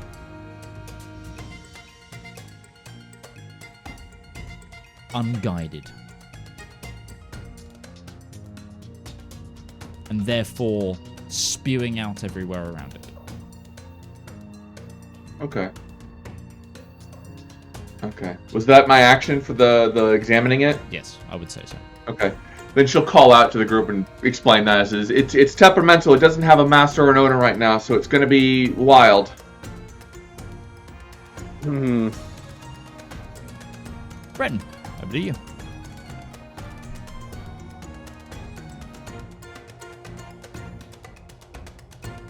Breton's not the reckless one, though. Breton's not the type of guy to just rush in there and yank it out of there anyways. He's going to sail up. He's going to start doing another circle around the area that the soul cage is on. He's going to take a look at it from all the angles, especially if this is maybe not the end of all the hostilities here. He's going to see if there's anything else. Maybe not creeping around, but he's just going to try and gather information. Sure. Give me a perception check. Wah, 12. Okay. Yeah, you see these same like hazy like heat lines almost of this aura. There's like cracklings of energy, and you've been shot at by the lightning storm from this. You get the impression that to retrieve the soul cage, someone or something will need to go in and try and face the danger. Yeah. Unless you can think of a way to quieten the storm. Breton is just going to settle down. He'll settle down. Especially since these are giant pools of water. He'll settle down here because this is the closest path to just trading over. Start to hop off Silverhill and say, well, if we can't figure out how to stop the storm, somebody's going in after it. And the look on his face clearly says, here we go. Valymr. When Breton was flying over it and I saw the effect was lightning arcing up and aiming to try and hit him. Yeah. You have Ruby would also know that her spell was morphed slightly, and it actually gave her a boon. But there is definitely adverse magical effects to this region. I think right now with haste I might be fast enough to avoid it. I'm gonna give it a go. I'm gonna run in, try and avoid lightning strikes, grab it and run out again. Sure. Zoom time.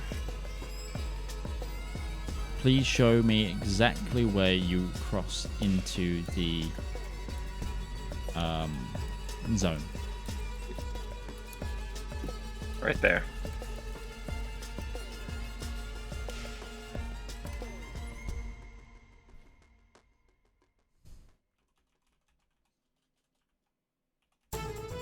Are you sure? What I'm sure. Not Is to that- be is ever there asked, are water you sure? You there? say If- yes. If there's water there, then no. If there is there a dry path towards it? Yeah. Okay, then yeah, there's fine. Okay. Continue moving up 5 feet at a time, please. Oh, brother. Where exactly is the sultan? Is it in the chest? Yeah, so it would be... See where the shoulder blades are? It's there. Yeah. Okay. 5 feet at a time. Okay. Well, there's one. Okay. Give me a moment. Oh, brother. Okay. Huh? Another 5 feet. Okay. There. Okay. There.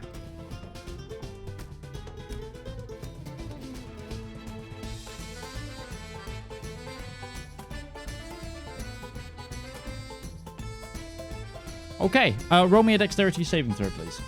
Okie dokie.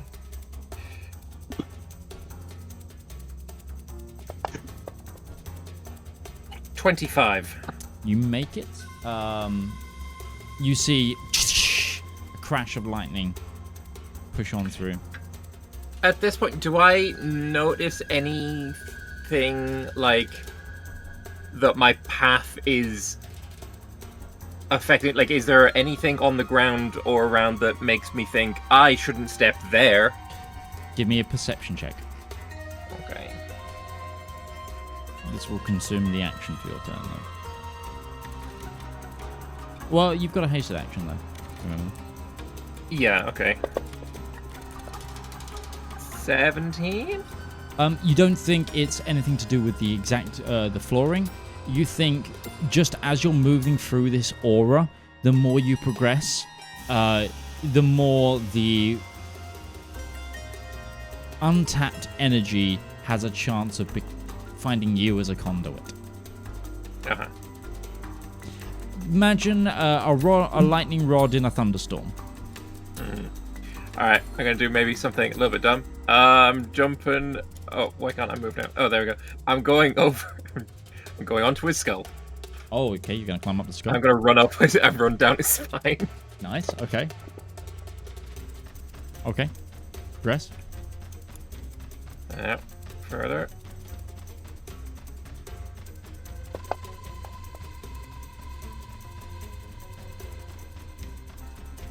Progress. Gonna go again.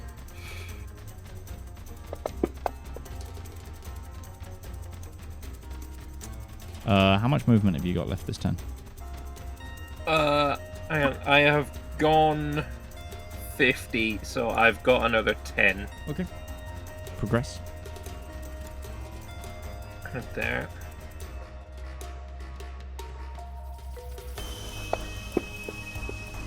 Ooh. Oh, make a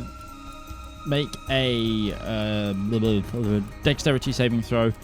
This time, make it a straight roll, not at advantage, because you are directly touching part of the creature that is emitting the energy. Ooh. Okay. You have advantage from Aya's strength. You would have disadvantage from this. Therefore, it's a normal roll.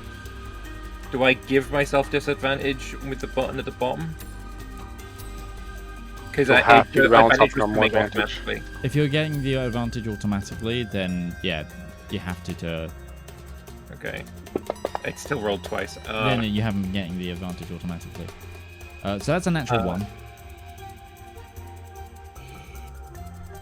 Point of luck. Okay, roll again. 21. Cause oh wait, no, 19. I got a plus 8. 19.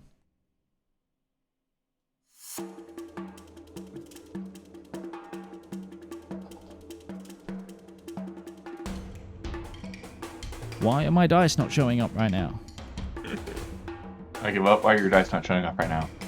Technical difficulties, technical Wait, difficulties. 20 because I also get +1 to saving throws. If it's a 20, then you make it. It was a 20. Then Because A is strength, I just looked it up, it also gives +1 to saving throws, and Yeah, I it's haven't been adding that. Yep. 20. Then you're fine. You avoided 24 points of lightning damage. Okay. That's your Keep movement moving. this turn, right? No, I've got a little bit more. I got Okay. 5 more feet.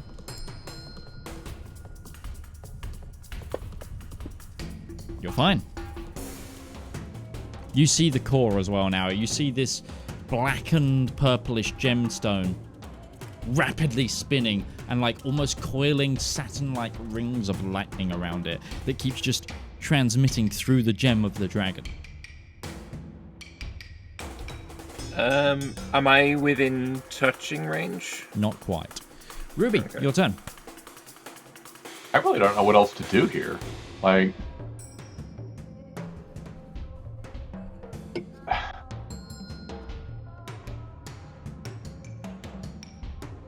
yeah, I don't know what to do. I'll keep an eye out for Valymr in case he needs help, but Okay. So are you readying a reaction or anything like that?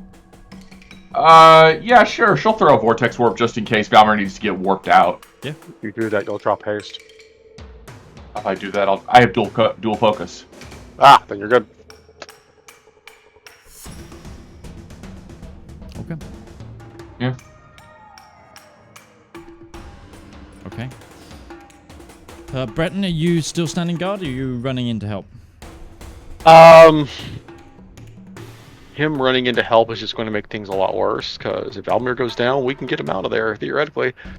I don't have any spells that are immediately going to be useful either, which is a real shame.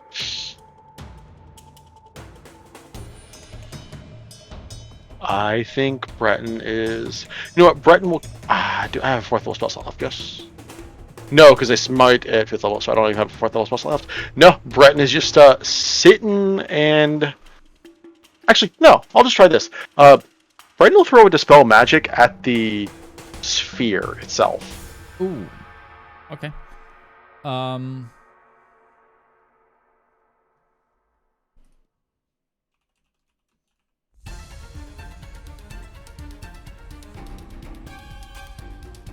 What level? 3rd. That's what I got. Can you make a Charisma check for Paladin. please? Aha! That was almost, so close. yeah, it was so close to get 20 on the, yeah, that's a 13. You see, like, the aura wobble. Roll me a D1000, please.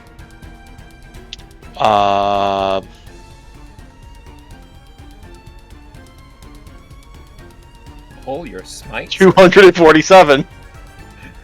Wait, What was the wait. last one? Hold on. Is that not the same? It's 10 lower. It's 10 lower. Hers was 250. Mine was 240. Level 8 smite, hello?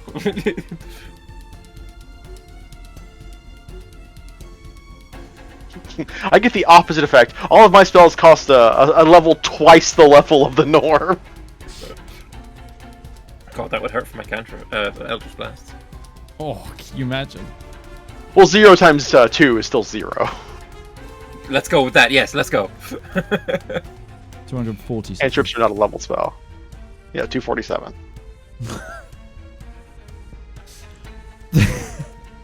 No. No. No. You're luckily Valymr, who I think is the only person in range of this, is immune to fear. But Breton turns into this dread-like shadow form, like almost like it's almost like your shadow has become that of Count von Strahd. Like it is. You suddenly, basically, you cause fear within a 60-foot radius at your spell save DC.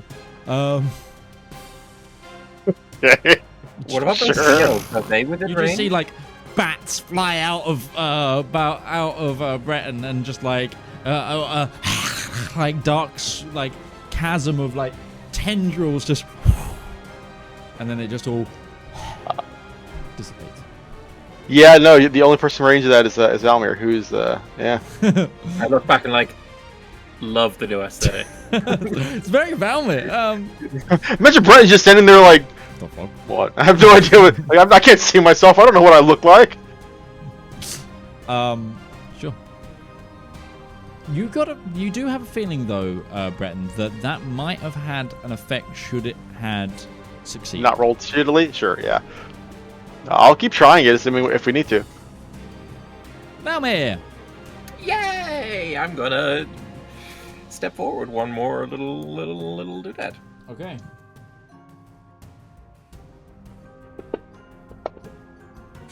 Make a dexterity saving throw. Okay. At disadvantage I'll add again, some so more. no, at straight. Just roll it straight, so. Okay. So I usually have a +8. That's a +9. I'm gonna do just this. 25. You're fine. You see the central carcass of the gem dragon in front of you now. Its chest cavity, like, still a solid, massive chunk of amethyst with this gem. Like, rapidly spinning inside of it. What do you do? You have 4 turns, I believe, as well of haste left. I'm gonna. Does it look like I could reach in and grab it? How do you propose to reach into the chest cavity and grab it? As in, so this is like. I need you to describe what. Yeah, you're I know. trying- This is like a skeletized dragon. I can see the gem. Yes. So presumably there is space, like, to put my arm through, like, the top of the rib cage and down. And it looks like I could reach it and grab it if I tried. No, it seems like it's absolutely encased in a thick carapace of amethyst, where it is. I'm Almost gonna like take it's within the dragon's heart. the Warhammer of Caphriel. Okay. And I'm going to. This is a historically accurate looking Warhammer. It's like a hammer on one side and a pick on the other, right? Yeah. Cool. Nice vibes. Can I use the pick to try and hook it and pull it towards me? Again, Like- imagine. Have you ever frozen something as a joke in a big block of ice? Oh, so it's like okay, Yeah, I will use the hammer to try and like use the pick side to see and give it a whack to see if I can Okay. do some damage to that. Give me a strength attack roll or an athletics check. Strength attack roll or athletics check. This isn't using your charisma. You're trying to brute force. True.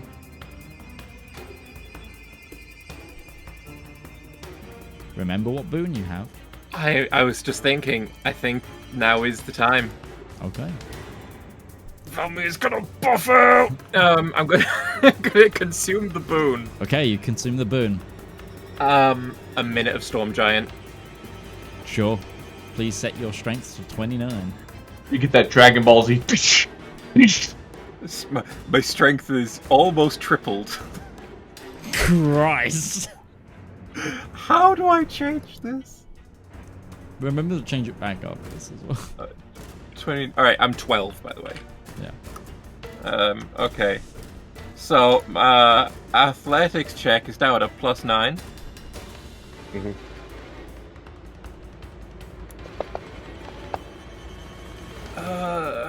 You can also do an attack roll, like a strength-based attack roll. I don't have any strength. It wouldn't have been any better. Okay, This- fair enough. 15. You just bounce off and it resonates. You also take...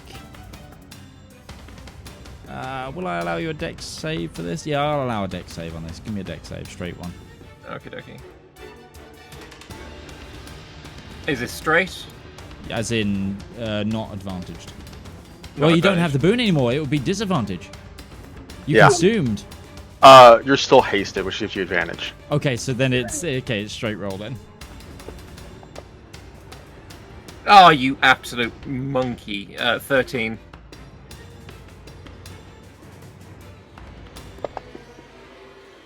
24 points of lightning damage. Just 4 points. That Ripples brings me up to into 58 wounds. Oh, God damn it. I don't The like... shadowy demon Breton is just kind of like drops his shoulders. Alright, I'm coming in, Valymr! I've got 2 attacks as paladin level, whatever I am. and you've also So I'm gonna got the and yeah. a haste. Yeah. So I'm gonna whack him again. This is where Valymr kills himself. Oh, fuck off with that. Not you, Breton. Give me I'm gonna luck check. Okay, I'm you're gonna use gonna luck luck. it. Yeah, that's Luck a it. natural 1, by the way, for everybody. And that one is not vibes. 22. Okay, that hits. Roll. Can you just roll me a Warhammer damage? Sure. A What is D8. that? 1d8. A D8. A D8. So it'd be Plus D8 plus. Plus 2 plus your modifier. Is my modifier +9? Right now, I think so. Yeah. Okay, so it'd be a D8 plus 11. Oh, fucking hell. D8 plus 11. That'd be a 12. Yep. You see a little crack form in this like carapace. You just ruined the clarity of this thing. I use my hasted action then. Okay.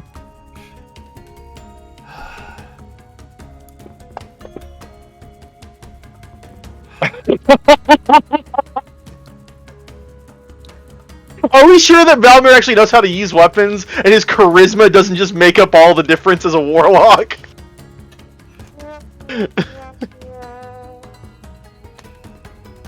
I should get a +5 to that as well because of proficiency bonus, right? Yeah. I don't think. Are you proficient in Warhammers? Yeah, he is. Yeah, yeah. Hexblade in there. Okay. 17. Roll me a dexterity save. Okay. That gets you a dexterity save. Oh, either way, freaking 18 then. 25 points of lightning damage.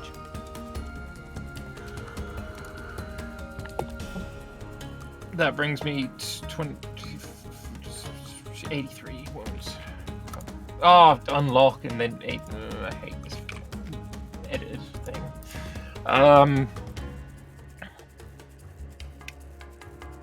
Okay. With hasted action, you only get 1 strike even if you have 2 attacks, right? Yeah. Yeah, okay. Valymr. Yeah. The carapace is free. You could move it.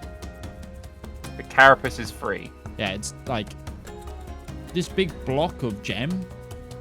You have a strength of 29 right now. Can I reach in, grab the big block of gem? And Yeah, just no, like... so you're hitting the big block of gem. That's what you've been doing. Yeah. It's probably like a 1-foot cube of gemstone. Okay. Then what I'm going to do is I'm going to reach in, grab the 1-foot block of big gemstone, and then I'm going to use my bonus action to Misty Step. Give me an athletics.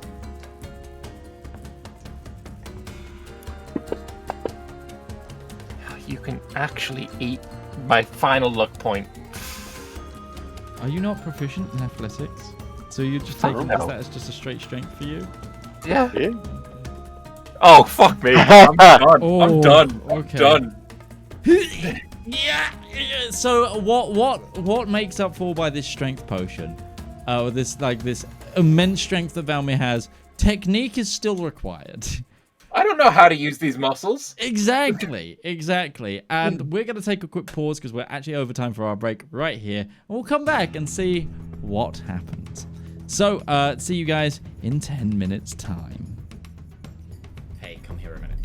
Do you need royalty-free music for your TTRPG content? Whether that be a YouTube video, stream, TikTok, Instagram post?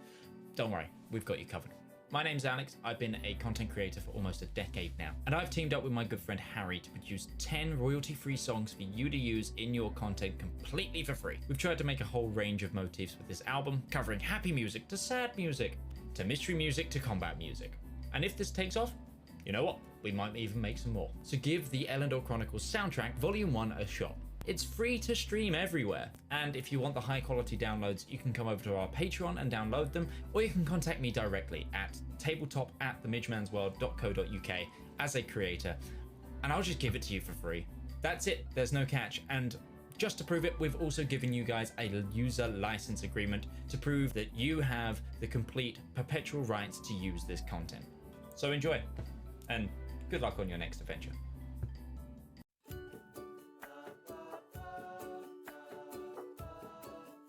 Oh, good day. I'm Martin Sanderson, and I'm the CEO of Avari Military Solutions. We here at Avari know that it doesn't take much to cause problems out on the frontier, whether that be from local pirate raids, neighbouring interstellar powers, or even just an unhappy populace with unreasonable demands. Just what is a small to mid-sized regional power to do when faced with these problems? You look to Avari for your solutions. With open-ended contracts, well-trained personnel, state-of-the-art aerospace forces, and competitive rates, we stand ready to help find the right solution to your problem. So if you have a problem, why not call Avari for your solution? Our operators are waiting to take your call, and consultations are free of charge. Avari Military Solutions, a solution for your problem. Avari Military Solutions is not licensed to operate within the Kark and Dre Baronies, the Andes Corps, or any Class A combat zones. AMS is a subsidiary of Omni Radiance Holdings, a family company.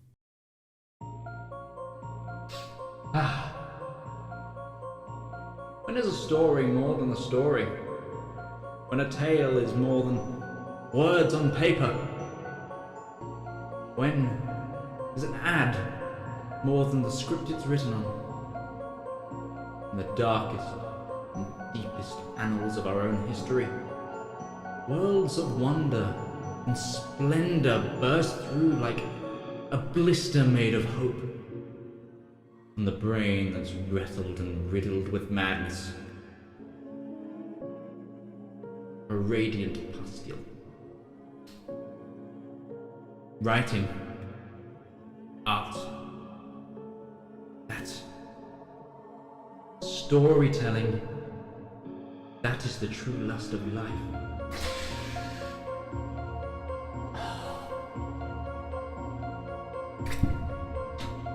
You too can dutifully indulge in art. Like fans of the greats. Shakespeare, King, Tolkien, Seuss, Mercer. You too can indulge through Twitch Prime. Get an extended access to a wealth of knowledge with a simple click, an emotion so small that it could endlessly amount to possibilities. Embrace those feelings. Support art. Support the component cast.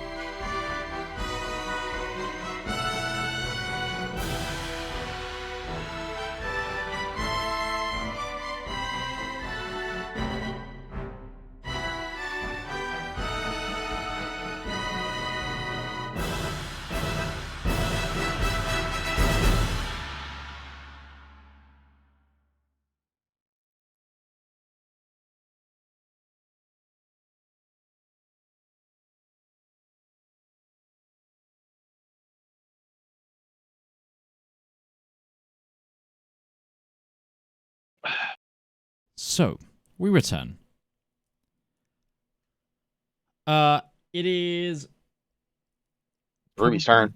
Yeah, it's probably Ruby's turn with the... I'm here. Valymr. Sorry, I was letting my dog in. The answer is distant cast heal spell Valymr. Oh, nice. Cool. Roll me a D1000. Oh, hi! Because you're casting in the radius of the... I'm all game to just keep on casting spells at this thing too, because I want to know what the D1000 results are. 594. It'd be funny if I got another 200. So apply heal to Valymr. Yes. One moment. No moment to port favor. Do I have him targeted? I can't tell. There we go.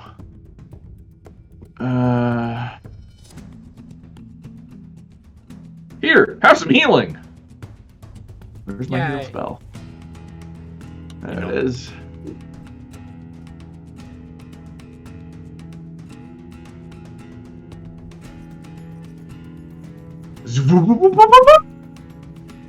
And that only cost me a third level spell slot.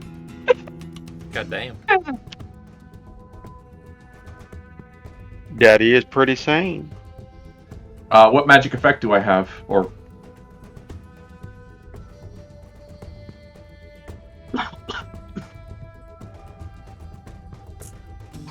moment.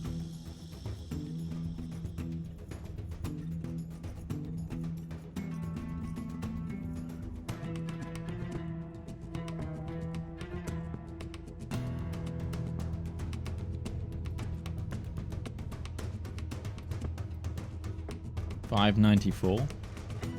yeah. Yeah. Ruby dies.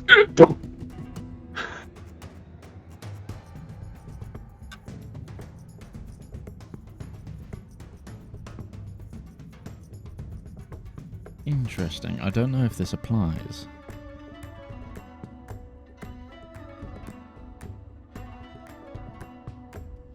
I'm going to get you to roll again, because I don't think I can apply this right now. What was it? The mystery. Reroll and we'll find out. 547. 547. That's the same bracket. That's twice now that this thing is like hitting. Yeah. The caster can now detect non-magical fire within 500 yards. I'm gonna go with there ain't none. You are the You Wait, are the and you now- are the fire. Is there not a time limit on that? Is that just indefinitely? That is indefinitely. You just get a permanent buff. To be able to detect non-magical fire. I can't detect myself though. Wait. No, because you're magical fire, yeah. No, that's true. So you get a lot of the cook stoves probably above you right now. In the... Just stop, looks up. Huh. But you heal Valymr. Breton, is that your go? Sorry, Ruby, don't want to take away all of your actions. Yeah, Valymr, you feel like somebody's embracing you in a really warm hug. Like it's fresh cookies out of the oven, blanket on a cold day. It's soothing, but also 70 points of healing. Vibes. Breton, over to you. Yeah, from where Breton's moved up to the edge of the circle, and I think he's just gonna. No, he's just gonna dash in. Screw it. Valymr's getting shocked to light, and he's got healed though. But rather than just leave it a chance, he's just gonna make his way into this at this point. So he'll move. I'll say he's not stopping for anything. So if any lightning or anything triggers, just let me know what save I need to make, because he's just running full tilt in there. Okay, I'm gonna push you over there, and I will just. Okay, I'm gonna roll the amount of dice I need to. Yep.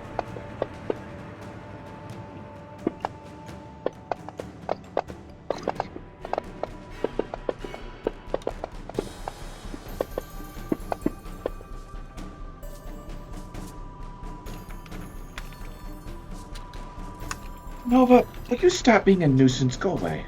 That was a lot. That was more than I anticipated. Right. You're lucky though. I rolled really piss poorly. Make me 3 dexterity saving throws.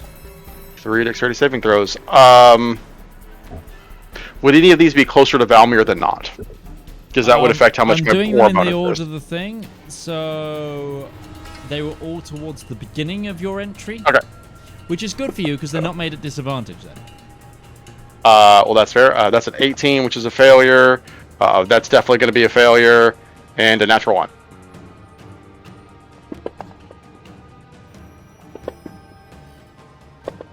Can't roll for toffee when I'm damaging you, apparently. 30. Oh, actually, no, that's a lie. 13, 22, and 27 points of lightning damage. So 35 plus 27 is 62. Yeah. So 62, so 73 Ouch. damage. Ow. Oh, you're. I mean, that's. that's. You? He would be, yeah.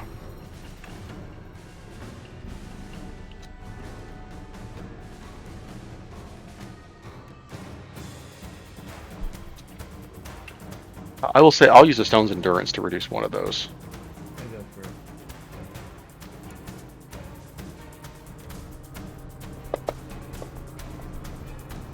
Reduce that by 7.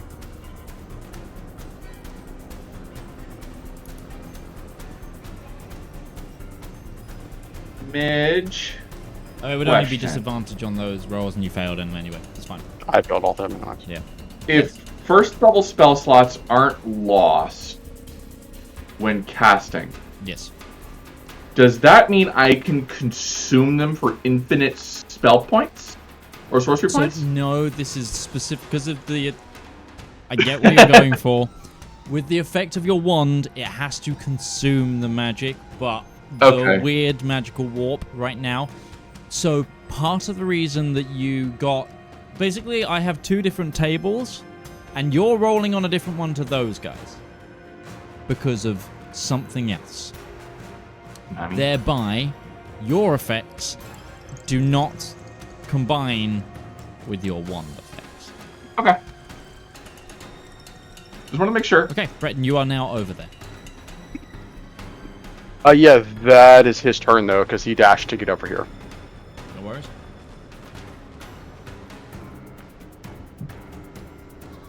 Valymr! I'm gonna make another couple of attempts to yank this thing out. Sure. Are you continuing down the break it out of the gem route? No, just trying to yank.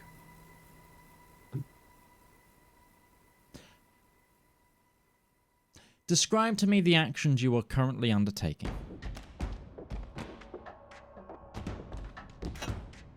Okay, so you're trying to pick up the big cube again. Yeah, pick up the big cube and yank it out. Or pick it up just so it's like in my hands, and then Give me an the athletics. idea is maybe to Misty Step out. Yeah, it's when like in picking my up hand. a boulder, so give me a strength. Give me an athletics. Oh, fuck me, finally. Yeah. You pick it up. 28. Yes, you pick it up in your hands. You're holding this. I think I said 1 foot before. I meant 5 foot cube. Oh, okay. Sorry, I was saying I meant 1 in-game tile is kind of what I meant, and I think I misconstrued the size. You pick up this boulder, Valymr. Give me an Arcana check, please. As the gem begins to reach out to you. 17. Okay. There is a wisdom saving throw coming towards you. You think it is the gem trying to speak to you. Do you resist?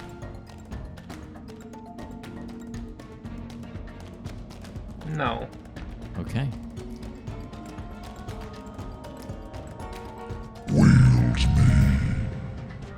Wield me.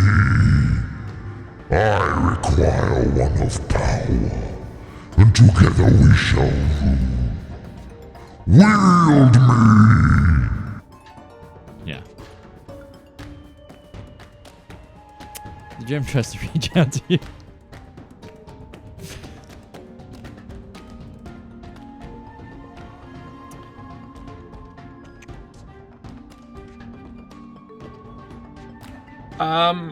Okay, interesting. I am...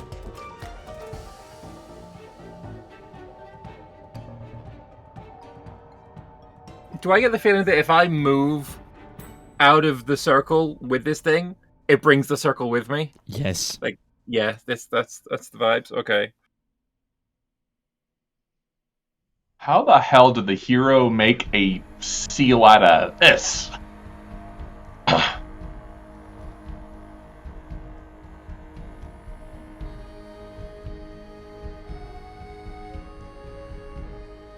Can I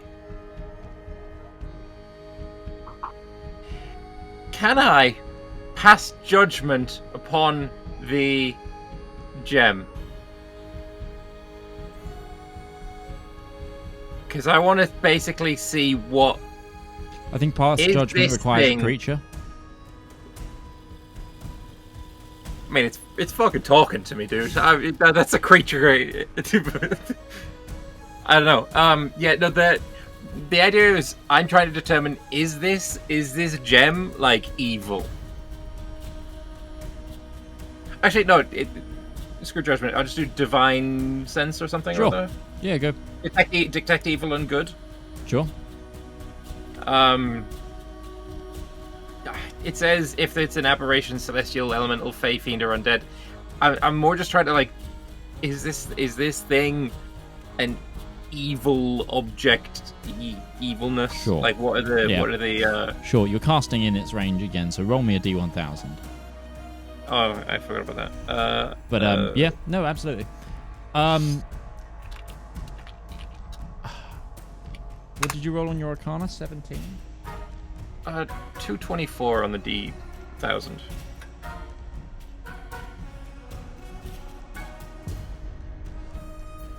For the remainder of your life, everything tastes like salt. For each for each spell that you cast, the caster's the caster's heart pounds audibly. Okay. So now every time you cast a spell, you hear. And is it for... How many people can hear that? Is it just me? Anyone in a 10-foot radius. So my Eldritch Blasts now sound like an actual machine gun. A heart-based machine gun. Wow, actually, that's the name of my new punk band name. Heart-based machine gun. Anyway,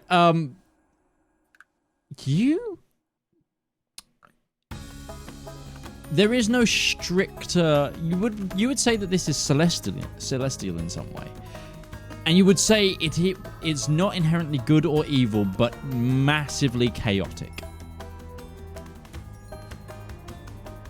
Not my vibe then. I'm gonna say Breton, Untethered in nature right now. It's trying to talk to me. It wants to be wielded. I am not the one to do it. Yeah, any request to be wielded must be fielded in triplicate, I'm afraid to say. Past experiences don't bode well for that. Yeah, I'm not ready for that kind of commitment again. Deny it. Resubmit in 30 days for final disapproval.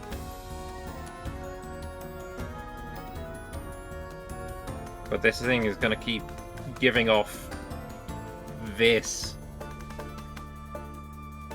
So I don't know what to do. Well, we're gonna figure it out. Are we, like... Wheel. You wheel me. I'm about to cast Disintegrate on this fucking thing. I don't know if that's a good idea. Well, I don't want the other guys getting it. Let's start with getting rid of the sphere. Just pump whatever dispels you can into it. Try and get rid of it so we're not getting shocked to death while we're trying to figure out what we're going to do with this thing. Alright. I will cast Dispel Magic on the sphere at 8th level, or 4th level, I guess now. Is that the end of Valmyr's turn? Oh, yeah. When my turn comes up. Okay. 8th level Dispel Magic on the, Okay, I need you to roll. Sphere. At 8th level? Jesus Christ. It's a god tier effect. Basic god tier effect. Thank you, I appreciate that.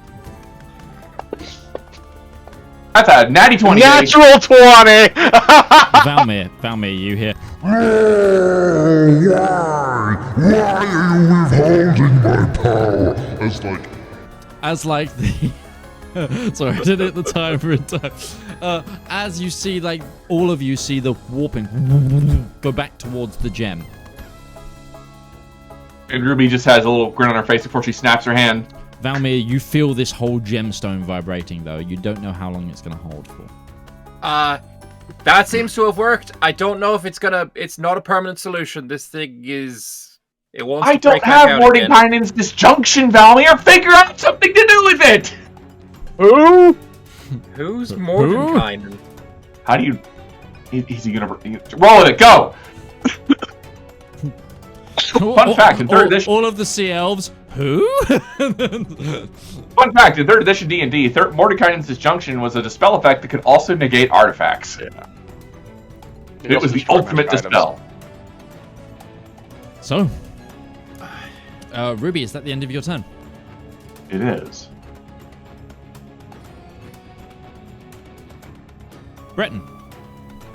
Well, we're trying to figure out what to do with this, and I don't want to figure out what to do with it while I'm still fucked up. I'm going to pump 60 points of lay on hands in myself. Sure. Not a bad idea. So that I'm looking fresh as a daisy. But at this point, he's just looking at Valymr like, well, you afraid to hold on to it? You want to give it to me, or what? I mean, yeah, I'm not gonna, like, bind myself to it. If you want to hold it, feel free. I'm gonna pass it over to you. That's fine by me. Yep. You're both, like, super strong right now, aren't you? So... We both have a strength of 29. Yeah. So, the soul chain is inside of this amethyst, right? Yes. Can Breton just try and, you know, crush the amethyst to try and get to the soul chain inside? Okay. Yeah, give me a strength/athletics check as you try. This could be a really dumb idea, pure but gems, a pure 5 foot of gemstone under your Listen, body weight. I rolled a 5 for a 24. Your 5 is a 24. Okay, how? You feel like some of the gems start to crack and crunch and condense, but it doesn't fully give. That's fine. Breton is just sitting here. He's gonna keep on trying to do this. The man is trying to nutcracker a gemstone. Out of one of those cracks, can I aim? And I want to blast it. Force damage. I mean, sure. Yeah. Actually, I don't think anyway, an odd you item started is gonna... blasting. And anyway, we started blasting. Yeah, I'm gonna just start blasting. Yeah, that's it basically. I was gonna say I had my D12 inspiration. No, I'm not gonna use it. That's a low roll for that. I'm good. So I know if I ended up rolling it, I'll get like a 2. With it being like a 5-foot gemstone and me being like a foot away, do I have to roll to hit here? Yeah, because you're also rolling to miss Breton, I would say. Because if you're 5 foot away, you're at disadvantage with a ranged spell. Maybe that was it. Okay. Maybe take a step back. I'll move 5 foot back. Yep. Game mechanics sometimes. That's a 28 to hit. Yeah, you hit. Roll some damage. That's hang on. Take 5 away from this because I need to change that again. That's fine. It's a DC 10 right now. Like, keep rolling. Fair enough. I unless I roll in that one, I can't. I should not have said that. I should not have said that. You're fine. A hit, and that's 2 1s for the damage. Snake eyes, love it. I have 3 blasts, so there's the 3rd, and some more damage on. With the damage done by Breton and you combined, it just, and you see the like 1,000-sided gemstone, like naturally fall to the floor. Unless, Breton, you're going to try and catch it or something. He would not let it fall to the floor. He is going to snatch it. Okay. Give me a quick athletics to try and catch it rapidly on a reaction. This is what I would have rolled the next turn. 33. Yeah, you catch it. Breton, the gemstone instantly turns into a set of blackened chains that begin to wrap around your arm. Oh, you angsty little shit. Are they growing, or are they just... It seems like locked around your gauntlet and lower forearm. Bro has changed from a Dark Angel to a Black Templar. Right, because he's just a shadow fear being right now. It was just like one burst of it, and then you went back to normal. Okay. It was... Sure. I'm going to use a League of Legends term. It was Swain's ult. Sure. Can he just grab it with his other hand, trying to pull it free? And he's just going to look at it and say, behave! Okay, so you're resisting a grapple now. Yes. We'll get to that on your turn. Because this is Valmyr's turn right now. Valymr, are you done with your turn? Yeah, I think this is my last turn of haste, or have I got one more after this? We're on round 8 right now, because I've been tracking. So you've Okay. got one more hasted turn. Mm-hmm. Ruby! Yeah, nothing else. She has stepped away. So we might circle back to that. So Breton, what are you going to try and do? He's resisting a grapple first, right? Oh, yeah, no, if you want to... So it's grappling your hand. It doesn't hurt, but it is, like, fully wrapped around. Oh, Ruby's back. He's trying to pull it off, and he's holding it up like an animal that you're like, let go. Yeah. Ruby. Sorry, I was being adjusted. Who's grappling what? The chain is grappling Breton. Yeah. The chain... So the soul chain fell out as a gemstone. Breton caught it, and as he caught it, it turned into chains that wrapped around his arm. I'm going to cast a spell magic again at 8th level at it. Okay. Make a roll for me. I know that is. Yes, I shall. 21. 21. What's its DC? Yeah, no, Breton, the chains fall to the ground. He's just holding limp chains? Okay. Well, so, no, are you... When she dispels, it slackens, and they begin to fall like slop off you. He's not letting it go. He was holding on to it as well. Okay. Because he's not just going to drop this for fear that... Hands, yeah. Yeah, the second that we let this go is when somebody's going to snatch it up and run off with it. That's Breton's fear. Okay, Breton, it is your turn now. Breton is going to cast Protection. Oh, Ruby, did you want to move or anything? No, I don't have that spell prepared today, motherfucker.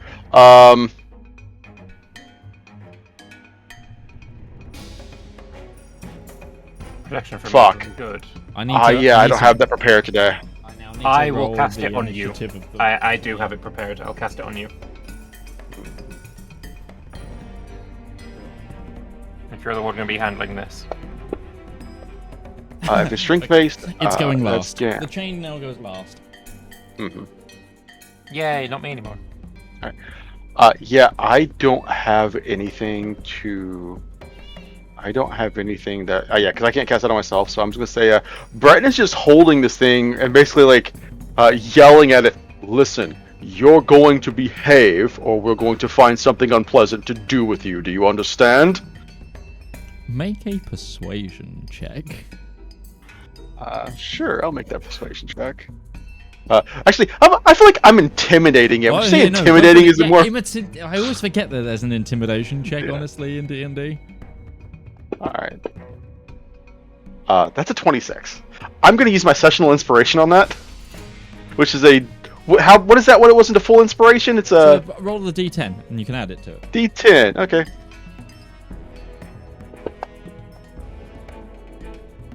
$35.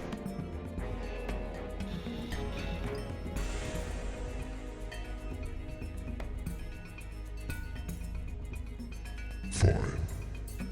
Be that way. Don't accept true power. I am at your will and behest.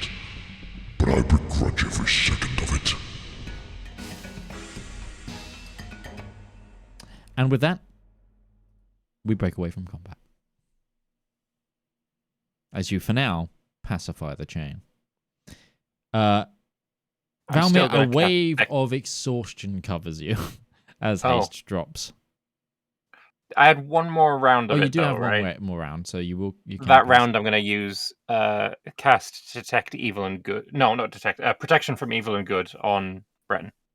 Protection from evil and good. Protection from evil and good. He's protected against aberrations, celestials, elemental, faith, beings, undead. Yeah. Yep, cool. Can choose to do stuff, and they also can't possess him. Yeah, and they can't charm, frighten either. Mm-hmm. He can't be frightened either way. Can he be cursed? I might be. I don't think there's anything about them preventing it from cursing him. Okay. Currently, you're winning the tussle with the sentient soul stone anyway. So. I think with it completely beaten, he's still hesitant to give it away, so he's going to wrap it around his left forearm and actually like latch it in place, just like a Black Templar, just leaving it as an adornment. I just look over. All right, are we ready to get the hell out of here? Yeah. I would say in the meantime as well, the other Sea Elf divers have like stabilized and patched up the ones that you stabilized. Like they've got them ready to move to try and get them out of there. I'm gonna snap off the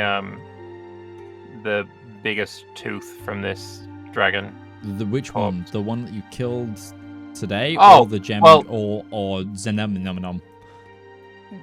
Xenominum, but you just reminded me the other guy exists, so I'm gonna do that, and then I'm gonna trudge over to the other one. Sure. I didn't know Valymr Unless took he fell trophies in of water. creatures he didn't kill. The what? I didn't know you took trophies from creatures you didn't kill. It's not a trophy, it's just a dragon's tooth. Okay. I'm not stopping you, I'm just pointing it out. You put in a gargantuan amethyst into your into your inventory. Well, for a I'll note. take several then. I mean, do you have the inventory space for it? I have 29 strength, I can carry whatever the fuck I want for a minute. For another. For the next, 5 pounds, yes. You're going to get back to the elevator and it's going to feel real heavy. Yeah. Actually, I'm currently... can we start picking up the loose amethyst that was coming off of this thing? Yeah, absolutely. You can start 5 foot cube of it, like... I'm going to change myself back to 12, just so I know what my actual carry I'm also weight going is. to do that too, just so we don't, forget to do that. My max carry is now 180. I have no idea how much I'm carrying. I'm not gonna lie. It doesn't collate it for me. It should be the bottom right, current. Oh, 92. I can carry another 88 pounds, kilos. I don't know. It's pounds. Yeah. Okay. I don't know how much can I take. There is a full gargantuan-sized dragon's worth of amethyst around here. Some of it's been ruined by coral and stuff, but I was talking about the stuff that came off the soul chain, because it seemed like that was growing from the soul chain, right? Or is that it was embedded in the heart of the gargantuan dragon, because it was accepted as its denizen. Sure. Fair enough then. Yeah, Breton's also going to start taking a piece of that. Breton can carry almost 400 pounds of it. Okay. So you just start and that's with his strength reduced, by the way. He can carry 540 pounds normally, and he's carrying 170 at the moment. How many pounds of amethyst are you looking to grab? I'm going to say 200 pounds. I'm not going to go overboard. 200 pounds of this stuff. Of amethyst? Sure. 75. Mm-hmm. I mean, Zep's going to be here and able to scavenge this as well, right? You don't have to get all of it now, but... You're right, we don't have to, but we're taking our share. Mm-hmm. I'm just going to take a couple of teeth. Okay. How many pounds worth of amethyst are you looking for? How much does a gem dragon tooth weigh? How much is a pound in kg? Probably like 5 or 6 pounds. I'm taking the biggest tooth, so we call it 10. Okay. We call I'm it taking 12. a canine. Call it 12? Even 12? Nice. Call it an even 12. Yep. Are you taking several? Nah, just one tooth. Okay, I'm not okay, taking it okay. for money's reason. Okay. Breton is taking it for the financial reason because he is just taking the chunk that they broke off of the soul chain itself. That the solid 5-foot block yeah, of it. yeah. That he's was just, like he's just smashed- scooping chunks of it. Yeah, that was the heart of the dragon. Okay, you can put in your inventory crumbled gem dragon heart. Okay. Because there's like shape. There's like an aortic shape to this gem as well. Sure. In fact, it's worth a lot in amethyst, but you might be able to sell it as a modern art piece kind of thing. Either or. It might be useful as well. I don't know. It might be a crafting material somebody they'll love to get their hands on. Mm-hmm.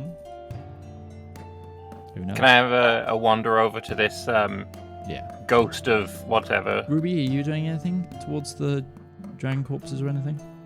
Nope. Okay. She's actually more like she's looking at the wand, kind of looking at it, going, "Wait, who to talk to me?" Holding it up like a phone. Hello? Give me an Arcana check, Ruby. Sure. Oh shit, my phone's starting to start. I'm just back. No worries. Valymr, you walk over to the corpse. It is like steaming. 9. Steam it as if it is evaporating. Yeah. But it's also like acidically sludging. Oh, have fun. you seen like a jellyfish on the sand? Thankfully, no. Okay.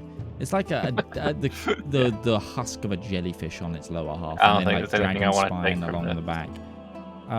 It's got teeth, it's got scales, but like half of it is kind of gelatinousy. I'm gonna bring out the glaive and I'm gonna like jam it in and try and like dislodge a tooth. Give me a sleight of hand. Oh, I'm really good at these. Oh, dirty 20. Yeah, you get a tooth. Cool. I got a 9 for my Arcana check. Okay. Unlock my You don't know inventory. what caused that.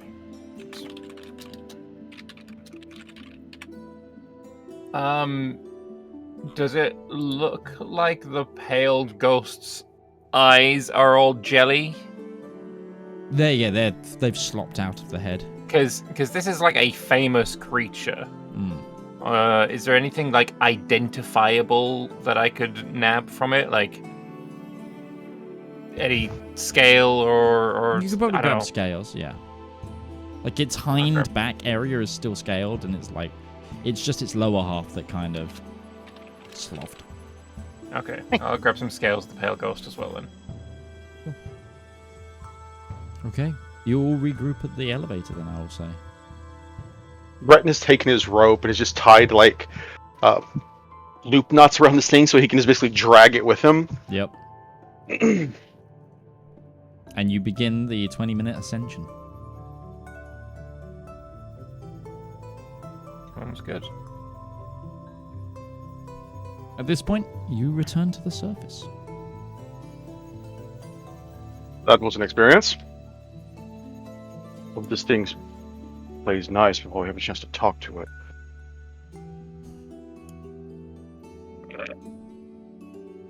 I have a name.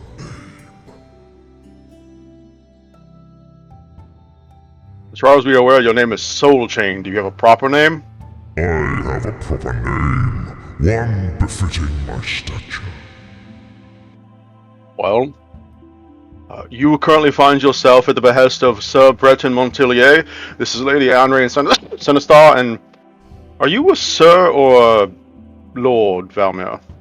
I actually don't know your proper titles. I'm technically Lord. Lord Valymr Kensek. And whom do we have the pleasure of addressing?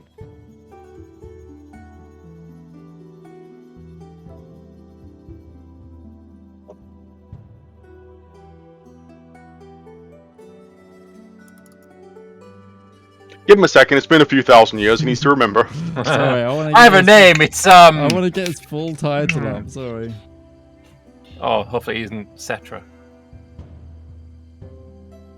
Yeah, it's going to take him 15 minutes to remember and another 10 to say it. Hang on, have I got a pen? I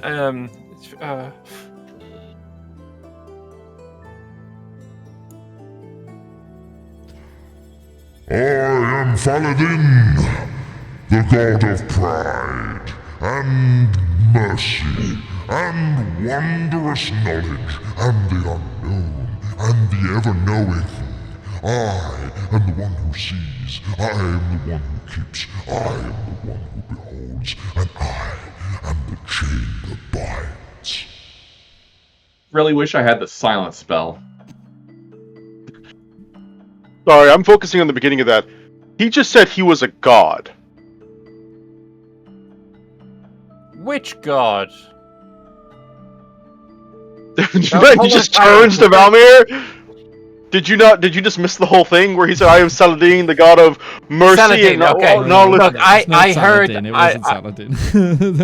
That's what I heard. Sorry. I heard a lot of titles. I didn't hear a name. Thyaldin. So Thialdin.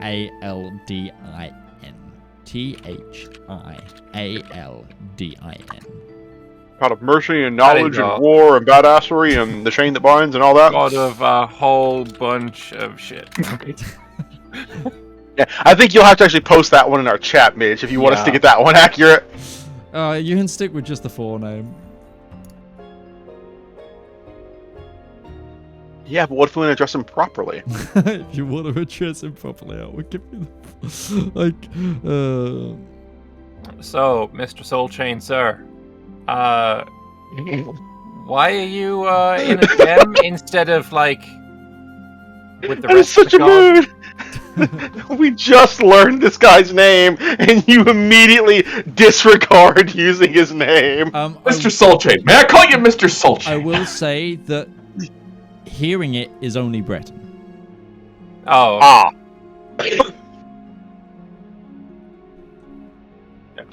So Breton will say his full title.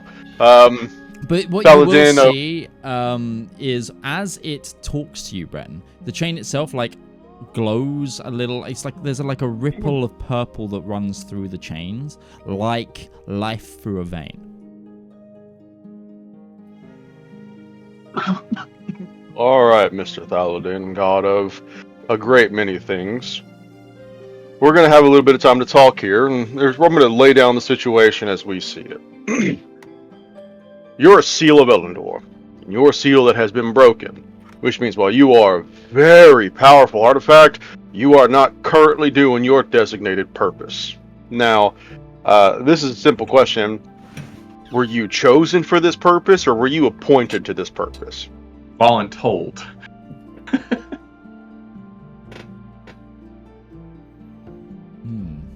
Got to try and work out.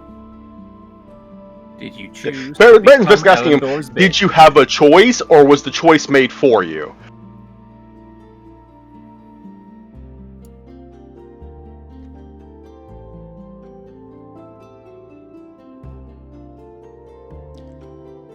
Choices. I chose, but now, after a millennium, I am free again. Yeah, that's because the world is ending? That is but a trifle to one such as yourself and myself. We together could stop the apocalypse, or start a new one, whatever you feel.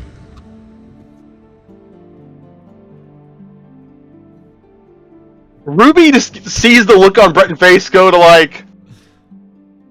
he's clearly dealt with individuals like this before, who are schmoozing up to him, and the immediate God, I'm already done with this guy. I'm just so done with this guy. Ruby will hold a hand out to it. You want me to talk to him? He'll put his hand in the middle so each of them can put a hand on it so we can all communicate with him. Oh, there are more of you. Welcome. We together could be great and powerful. We together could rule this world, or destroy it, or remake it in the image of a duck, or we could do whatever we want. Remake it in the image of a duck? Yeah, that's what he just said.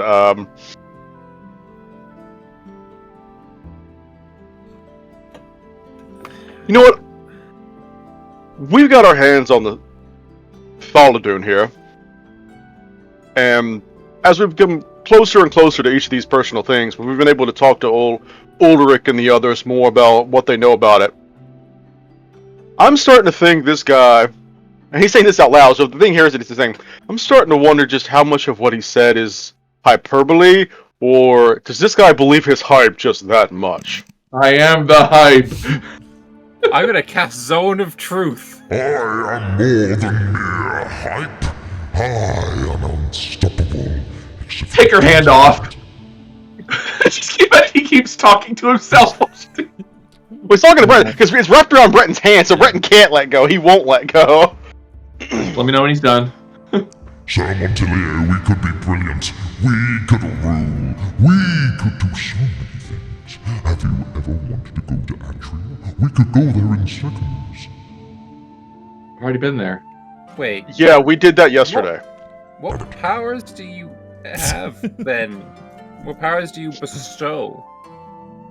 Rule the world, yeah, blah, blah. Just didn't touch that. I'll cast... Don't freak out. I'm going to cast Identify on you.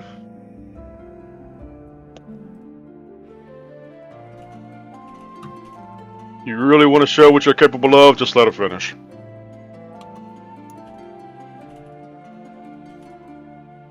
It's not gonna lie, guys. It's already growing on me.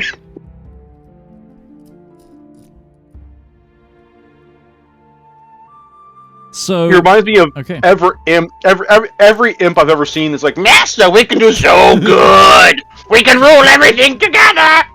It's that, but on an unhinged level. So, the soul chain basically is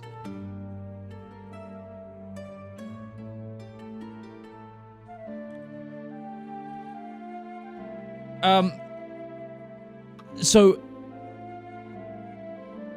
what you get from the identify is the true potential of the soul chain can only be shaped by someone who binds themselves to it. But when bound, it becomes an extension of their own personal pride, ability, and will. So, for example, if it was attuned to a knight, it might become a great weapon, or a blade, or shield with certain powers and abilities. If it was attuned to a caster, it might become some sort of wand or implement of magic. And Ruby having a pretty healthy ego.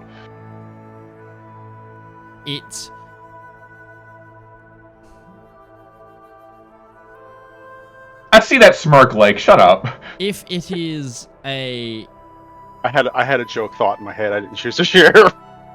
I need to also just get the rest of Identify up. You know, fuck it. I'll share it. My idea was like, what if, and hear me out, we turned it into armor for Solvaril. Make him the best that he can be, and what's the most a Griffin could do with unlimited power? A rock. It does require attunement. Naturally. And it has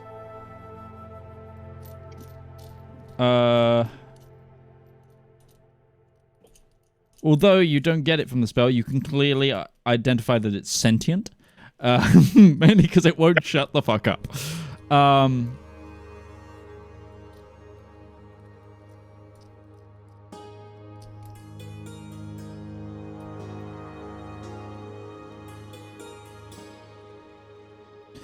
You also learn that essentially it can create the when it's not attuned, it can create that field of it's called a magic flux field. Basically, it's a trap field to protect itself that taps into the weave directly. You also learn from the identify that This is something belonging to the god of magic, or was at one point. So, sorry, you know that. I don't. Yeah. Is binding permanent? No, it works like attunement. You think? To bind with it, you have to attune to it.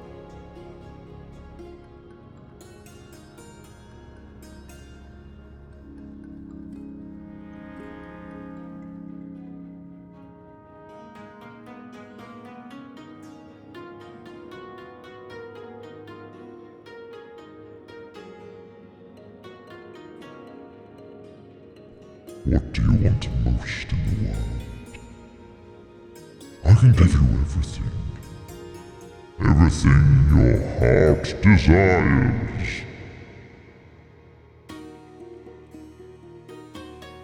Well, right now, I maybe I don't speak for all three of us, but I think we're all pretty much set on just making sure the world doesn't end. I think we're all pretty much in agreement on that one. I knew heroes like that once. I hope them stop the end before. We can do it again and achieve great glory and power. I've already got that. We can rise above our stations, become gods in the eyes of mortals. I've already got one. Did she say she's already got one?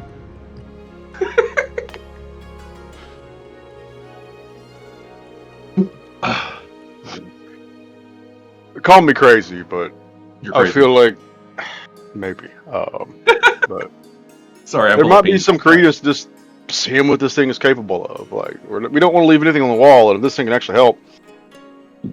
Assuming you told us that it was a creation of the god of magic at one point, which would be a tune, right? Mm-hmm. I mean, it was made by a tune, and it helped the heroes. So, if this is something that, if they used it, clearly, I don't remember any stories about this thing destroying anything. When used by the Amethyst Dragon, it turned into a powerful monstrosity of destruction, but that was also in use by a creature that wanted to fuck a bunch of shit up.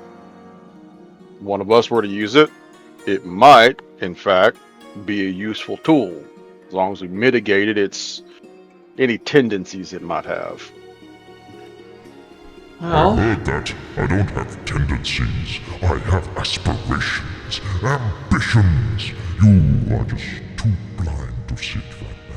But we could do great things together. Why do I get a feeling of megalomania from this guy?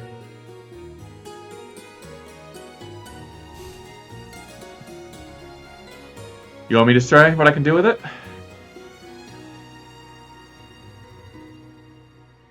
It changes per person, so it might be a thing where each of us should sit down and spend some time with it and see what each of us can figure out what its potentials are.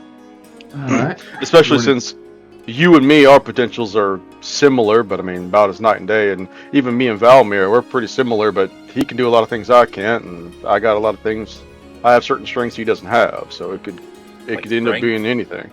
Like height? Strengths? Like Good strength? beard?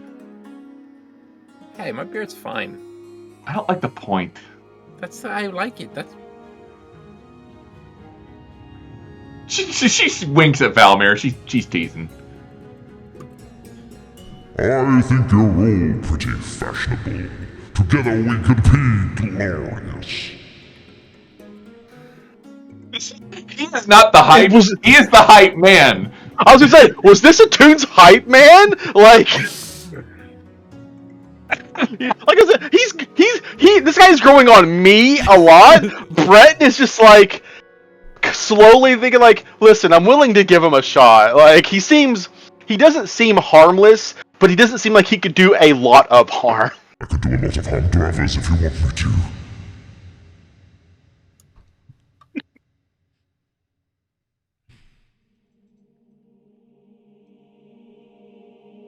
How about a day off? Do you need a day off? I can take you somewhere nice. Oh, no. I don't know why, but he's now starting. He's now got a face for me, and it's an actor. I need to remember his name. In my head, it's Jeff Goldblum for some reason. it's Jeff Goldblum as the Wizard of Oz. Do not You say look that, at the man you know behind the curtain. I picture, and we're going to get a different version of this character because obviously he was played by Ricky Gervais in Britain, but in America, Michael Scott. I'm just picturing Michael Scott. I don't think it's quite Michael Scott, but for sure, I'm picturing Rob Brydon. Why Rob Brydon? I don't know. No, you know what? what? You sounded slightly Welsh with it. I can't do a Welsh accent, so that's fucking amazing if I did. Breton, make an insight check for me, now that you've been around this guy for a little while.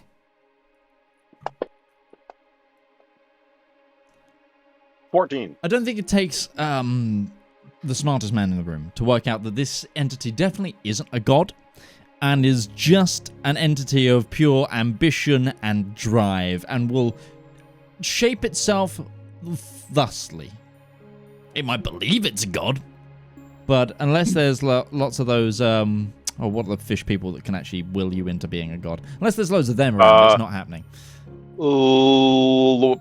I know exactly what you're talking about. They're not Sahagin, they're Kuatoa. Kuatoa. Yes, Kuatoa. Yeah. That's the ones. The very definition of madness, they create their own gods. Yep. Wow.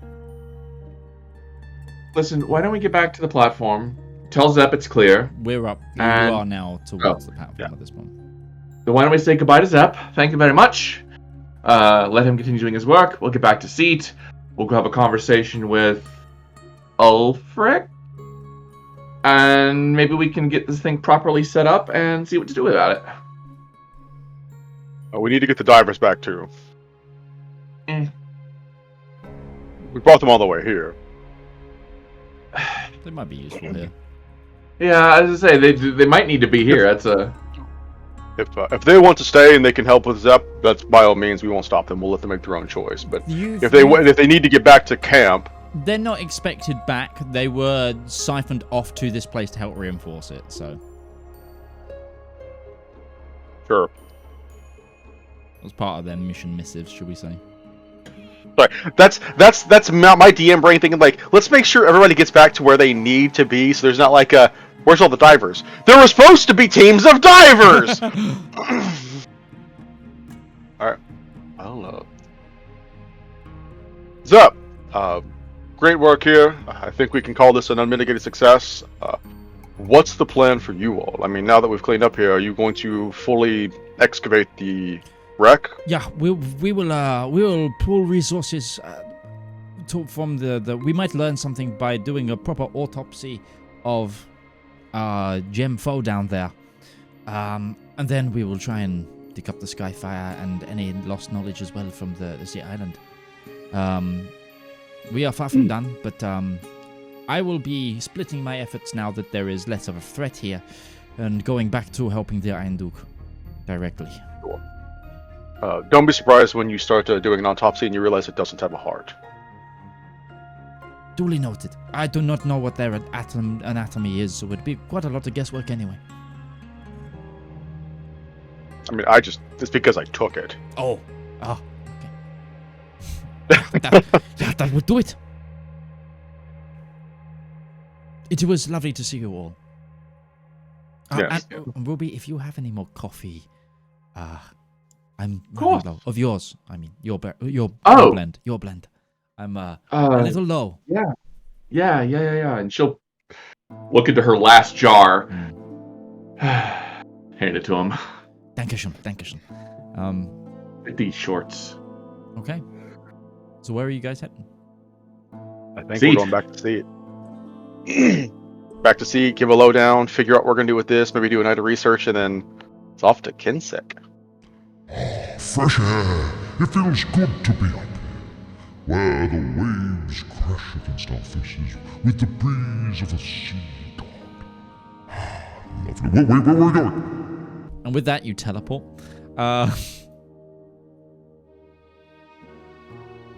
We told them we do this every day, sometimes twice. Yeah, and as you like,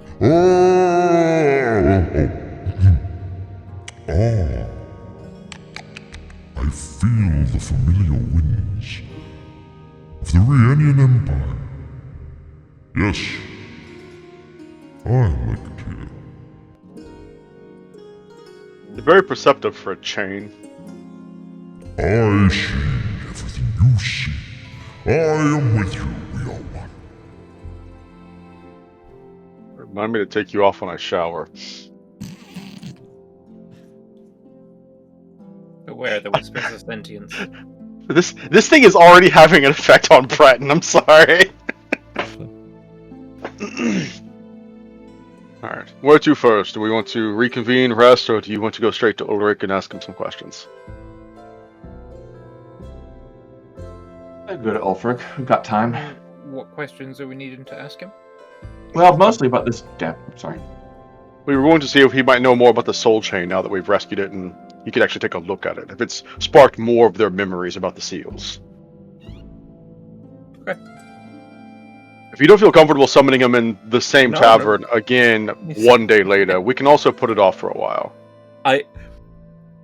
There's a part of me that this isn't carrying. There's a part of me that would feel like that's a bit awkward, but also a bigger part that thinks that's just funny, so we should do it anyway. Yeah.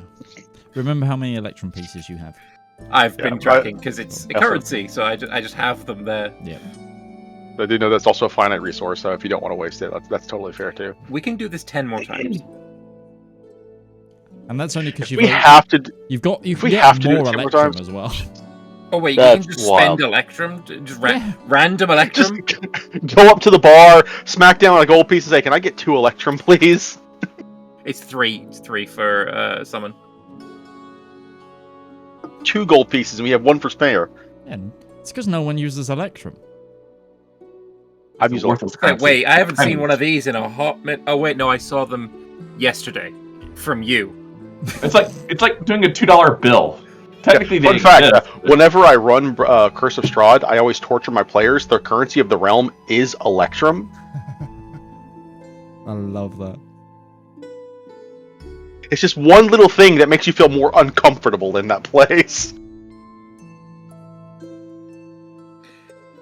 I could use a drink. Is how it's An Electrum is 5 silver or 2 to 1 gold. Okay. Yeah, it's a $50. It's a 50 pence piece. Yeah, okay. We'll go spend 150 on summoning. Okay. That's what next year. You're going to the exact Breton. same bar. The exact same bar. I didn't remember the name of last time as well. It's Godfrey's bar now. It is. It's Godric's bar. Where are we going? Where were we? Where were we going? There we go. Sorry. Well, we're getting drinks, so we're going to go to a bar. We're going to enjoy our evening. We're going to have some pleasant conversation with somebody I think you used to know at one point. Someone I used to know? Interesting. Are they powerful? They're still around, so take a guess. Guesswork is not my strong suit. I work in definites and randoms. I work in the defined and within the defines of the define. I am a definer of energy and chaos. Alright, well, I'm going to spoil this for you. By definition, that means if they worked with you, they've been around for the better part of over 800 years, so that really narrows down how many people you could have worked with. It's not guesswork, it's just common denominator. Good point. Guys, it's hard to think math is not one of his strong suits. We have that in common. Ruby, yeah.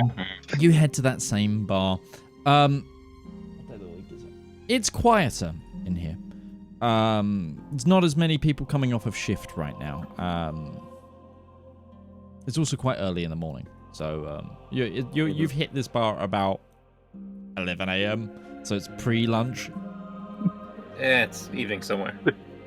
So we were here at like 6 p.m. yesterday. We're here at 11 p.m. this morning. Not even 24 hours after we let him go, we're calling him back up like, all right, come on, dude, let's get some drinks. No, you waited a whole day. Remember, you were there a whole 16.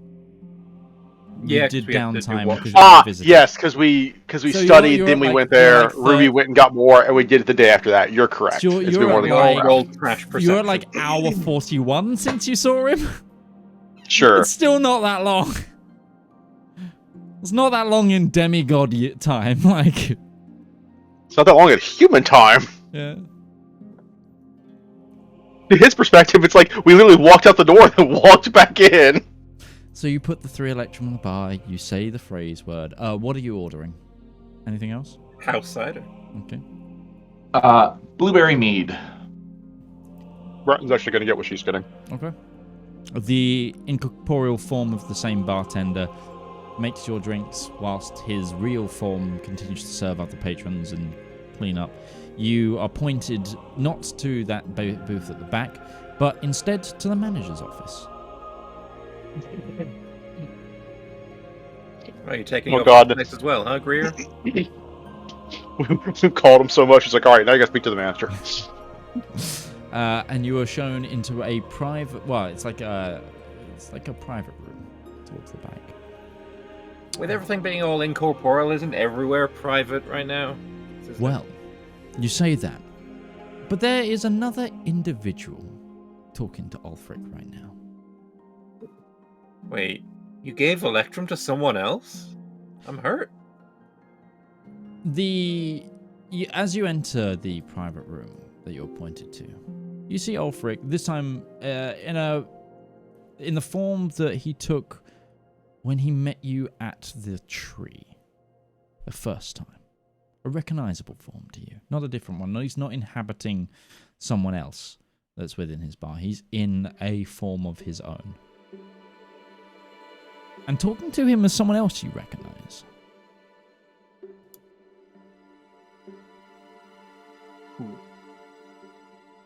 You see a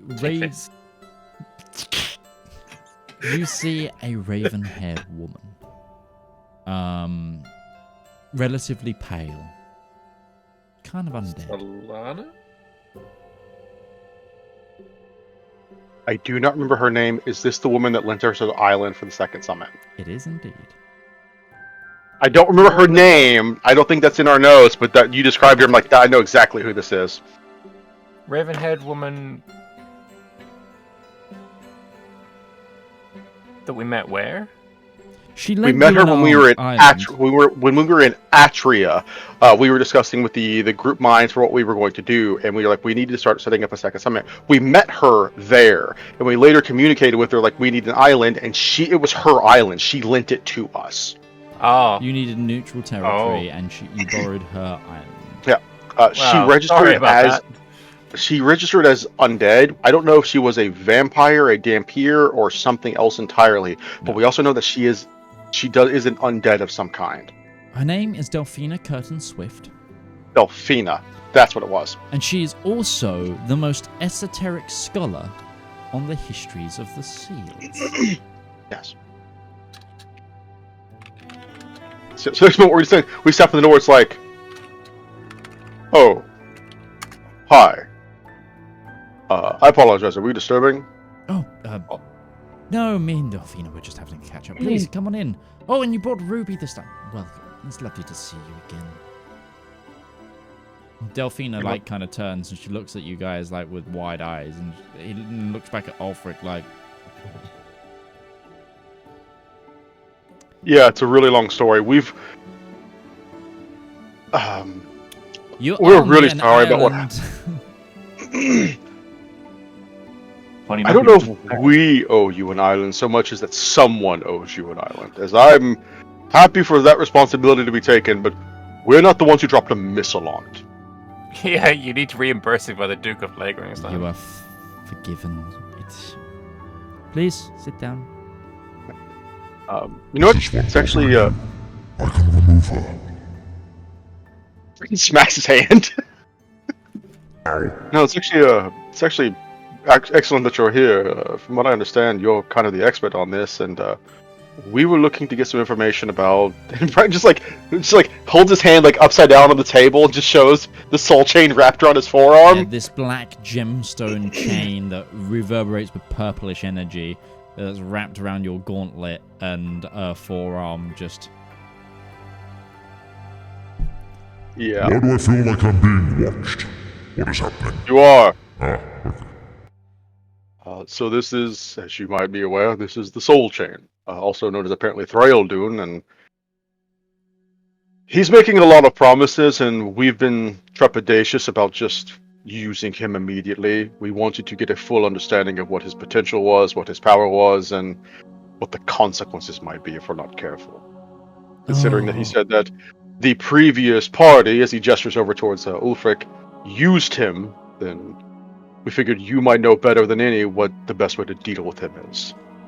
I hate that guy.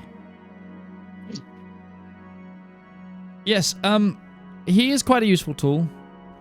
As I said, as I guided you.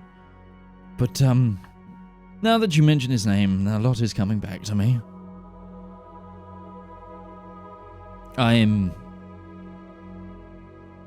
He's a tricky one.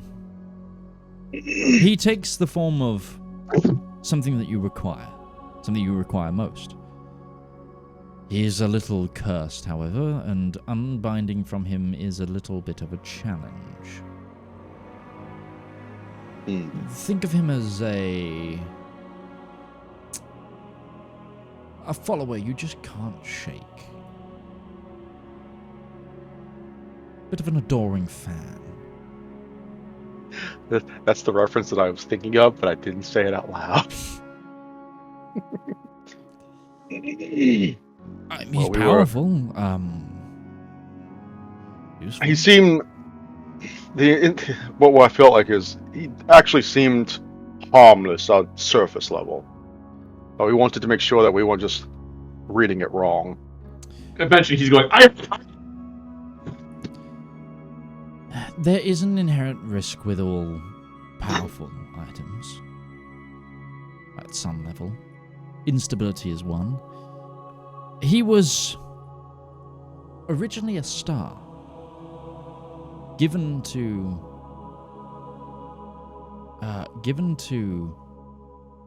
attune by Luster. However, he became a bit more infatuated with Atrix. And her maniacal sensibilities rubbed off on him.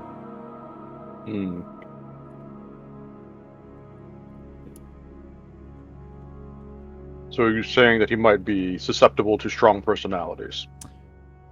I would say the stronger the personality, the less likely you are probably to be able to control him.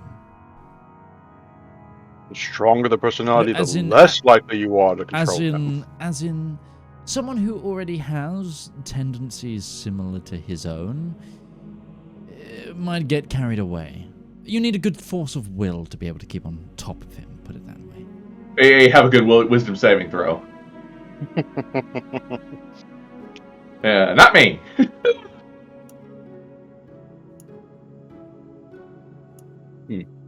Actually, my wisdom saving throws are not that bad, but you're not. Yeah, I don't think any of us have terrible wisdom saves, honestly.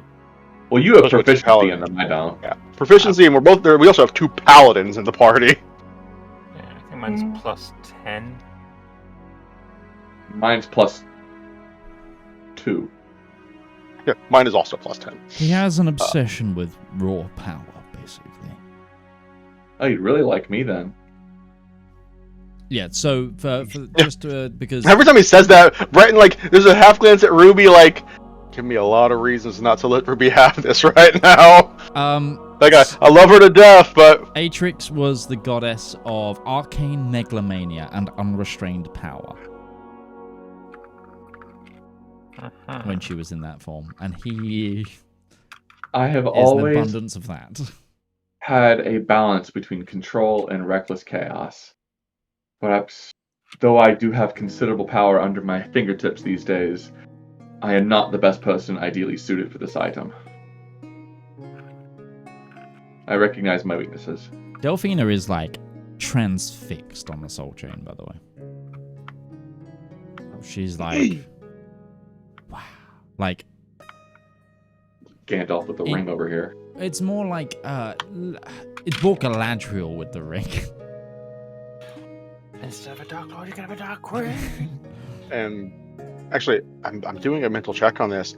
This is all of the seals, isn't it? All of them are now accounted for. Yeah. That's a weird feeling. How long we've been working to this point, and we just took it. It was just like, this is the fanfare, but no, this is a big moment for us. Yeah. So yeah, the only thing holding us back now is time. Soon. I think we're going to try and put all this to rest. All the seals are accounted for. We're about as strong as we can get. Now it's just a matter of getting to the places we need to get. I've had a voice in my head before. I don't want to go back there. I don't want to know what it can do for me. You should Brett, get and it. if you've got my back, I might be able to work with it. But if you feel more comfortable not keeping it around me, I trust you.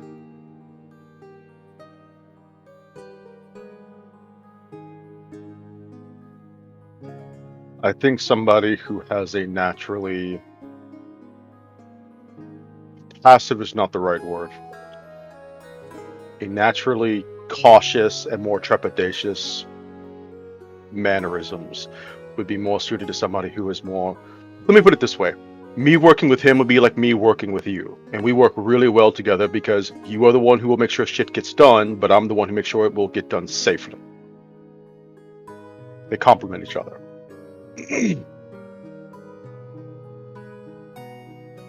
Then give yourself a new side of armor, big guy. Plus, I think if anything were to happen with this and he were to start getting wise with me, I don't know who would be able... It'd be scary to try and stop Ruby on a full power trip because this thing's gotten into her mind. And Valymr, you would be pretty scary yourself. I think the two of you could manage me. Until you smite me for 105 fucking damage. Look, if I have to you reach turn first. bad, you cast fly on us both. He can't. Shit, Silveril. Silveril, you need to tell Silveril that if I go bad, you need to go back to the ether for a while. But you get my point. You all, if something goes wrong with me, you all could probably handle it. But if something was wrong with one of you two, you could do a lot of damage. Well, I suppose I could do a lot of damage too. But my point is that there's still sound logic to it, and that just thinking about that is why I think that I might be able to handle him better than Breton each of doesn't us. have a ranged weapon. I imagine Breton, he's not the Batman of this group, but he's very much like, I'm the practical thinker. I'm making plans for, like, if Valymr were to get mind control, what's the best way to, like, stop Valymr without killing him? You know, how do you just subdue him so he just doesn't murder the party? Submerge. Subdue by submerge. I imagine if you were to dunk Valymr while he was mind controlled, that's gross to say. I think he should be able to save against that mind control. That Yeah. seems fair. Yeah, so Ulrich, I think we're at that point. As well, Delphina, actually, you're an expert in esoteric knowledge of the seals, but I wonder what else you know. I have this, and Breton will just, like, shift around and show the giant heart of an amethyst dragon. We recently recovered this from the wreck where the soul chain was also found. It's the heart of a crystalline amethyst dragon. The thing that destroyed the island. There's a hole Yes, in the the thing middle that of it where destroyed- it blasts through it. Part of the thing that destroyed the island before, the other thing destroyed the island. It was sort of a double destruction. This is actually something we should ask it, Brad. It was with one of the dragons. Maybe it knows something. That is a fantastic point. Rawson, you were with I have to look up the name, Zeom. I'm just going to call him Zeom for short, because that's what I can remember. Did you know where the other Amethyst Dragons were? Bind with me and I will tell you all. But for now, an artifact does not kiss and tell. Zeomino. I fucking love this thing. I too. That's why I'm so on board to use this thing. Like, this is the character's throwing caution to the wind because the player's like, nah, I'm so into this. What's a little cursing between friends? He'll even chuckle and say that out loud. Give you everything you need. Says he won't tell me until I work with him and pine with him. He doesn't kiss and tell. That sounds like him.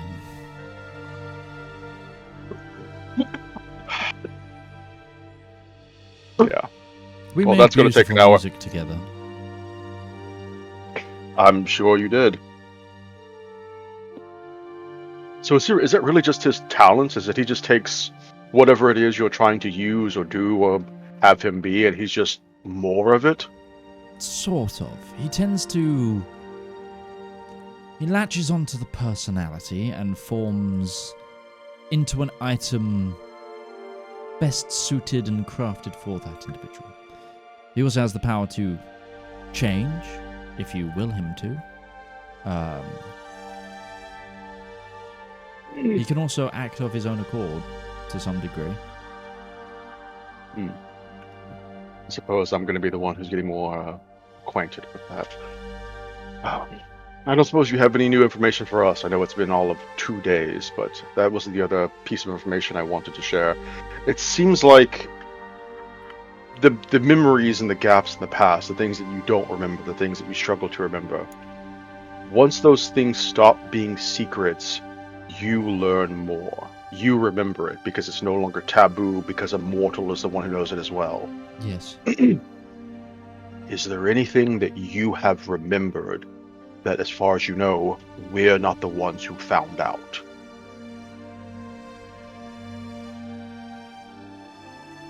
So that might be some very dangerous information you can share with us now. That's what I was trying to convey. It's why I've called Delphina here. I've been using her as a personal thought journal for some time now. Not that she knew all the time, but, benefactors must. I've always been a patron of the arts when I'm not writing myself. Her histories, her esoteric, slightly out there lines of thinking, her truths, well, I'm the source. I brought her here again to help me work out what I was telling you last time. I've been transfixed. Ever since you came with the news of Salwa, ever since you came with the revelation that I travelled with them, by that very word. Them. Mm-hmm. Why is it always them, they, there?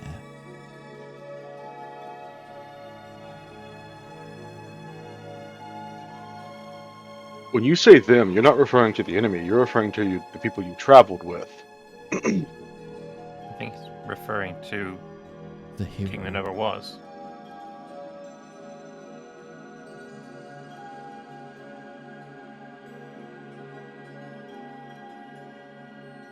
There's a Sure, plurality. Plurality.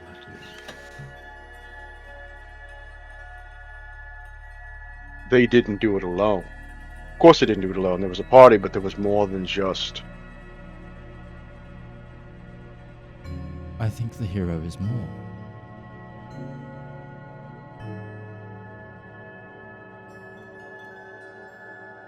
How many people were in your group? You changed them out over the years. Actually, let me. How many of them can you not remember the names of?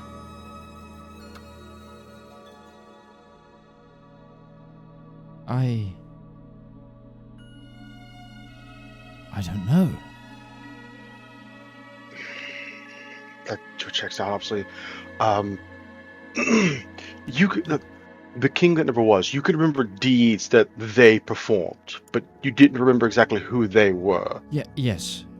Are there any other deeds that were performed that weren't by them, but was them? I know I'm playing the middle ground here. I'm scraping at the bottom, trying to find a loophole in the system. Nosebleed over here.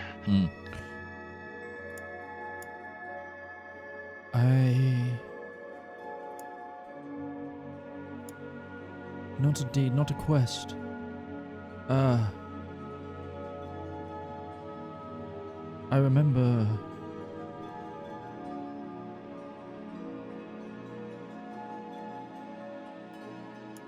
matrimony.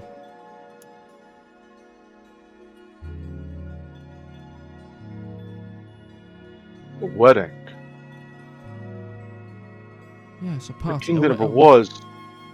Did they ascend at their wedding? Haven't we heard that before?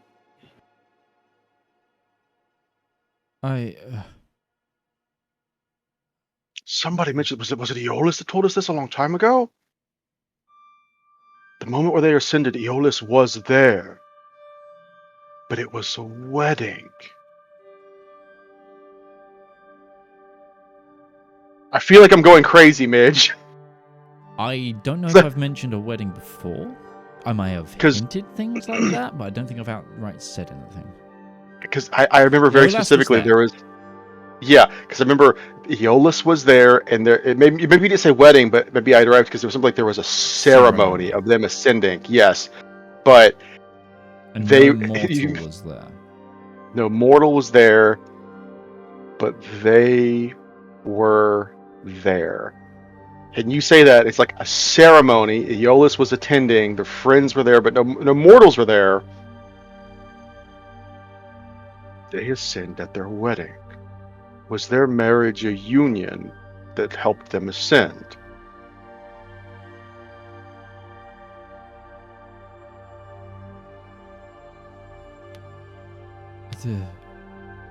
No. The matrimony came before. It was...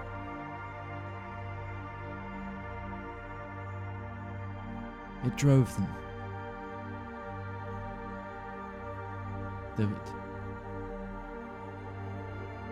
There's more here. I can feel it, but it's all blurs, shapes, colors.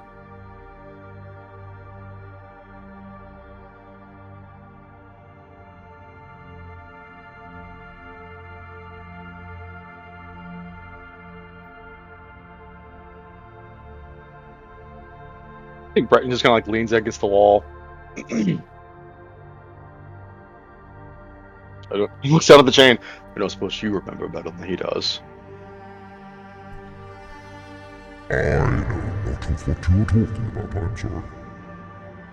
But it is now my mission to find out, for I must know. I am a secret knowledge. I need the power. Could Greater Restoration fix Modify Memory? We've been down this line before. Mm-hmm. It wasn't the Modify Memory spell. Yeah. Okay. It was basically like the event in history was basically blurred away, so people could not remember it, even if they experienced it. Yeah. It did reduce the symptoms for a while. Because I believe you did it on someone, but then they regressed.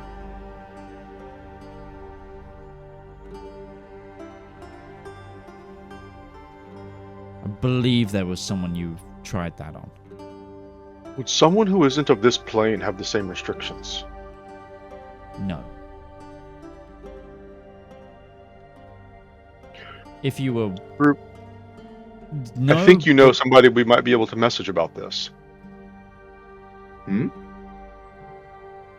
As long as they can answer within the bounds of the effect. Could you try and get in contact with the individual who was on the Earth mode? He's beyond the realm of time. What if you asked him? There were things he couldn't discuss before, but now? I don't remember. There's no watchers to stop him. There's no laws to get in the way. I don't remember his name. I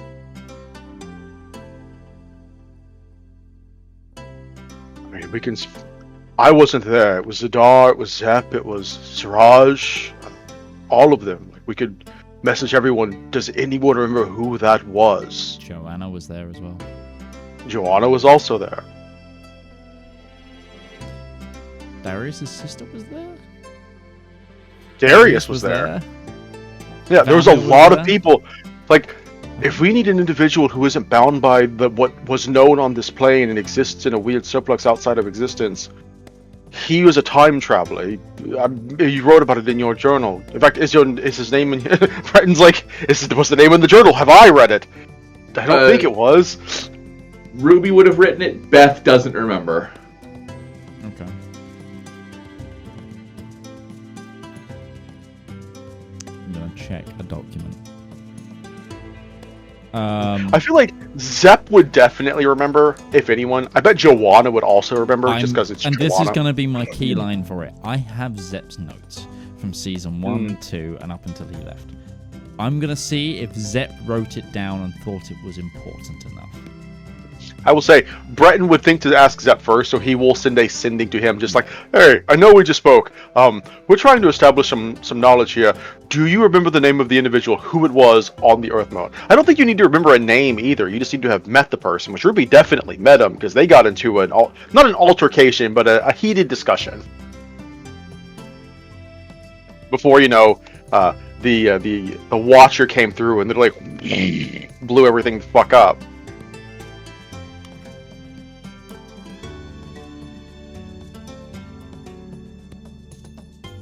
Sorry, guys. That just dawned on me, and I'm like, wait a second. Can we just ask them?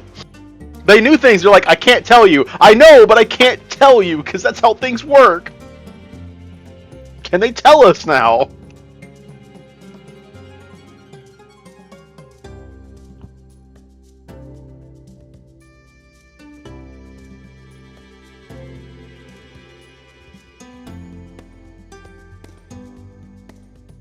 He's got the name in the notes. Okay. The name is Bizan. Bizan. The plane traveler we encountered in season 2, episode 16. How'd you spell it? Bizaan. Floating island. So do I! I also have it! Yay! No, let's go. We're just having this discussion about who knows, and Valymr is just like, Oh, it was Bizan. Yeah, it was Bizan. I remember that. I remember actually like, nope, I did remember that. Nope, knew who that was. This hilariously.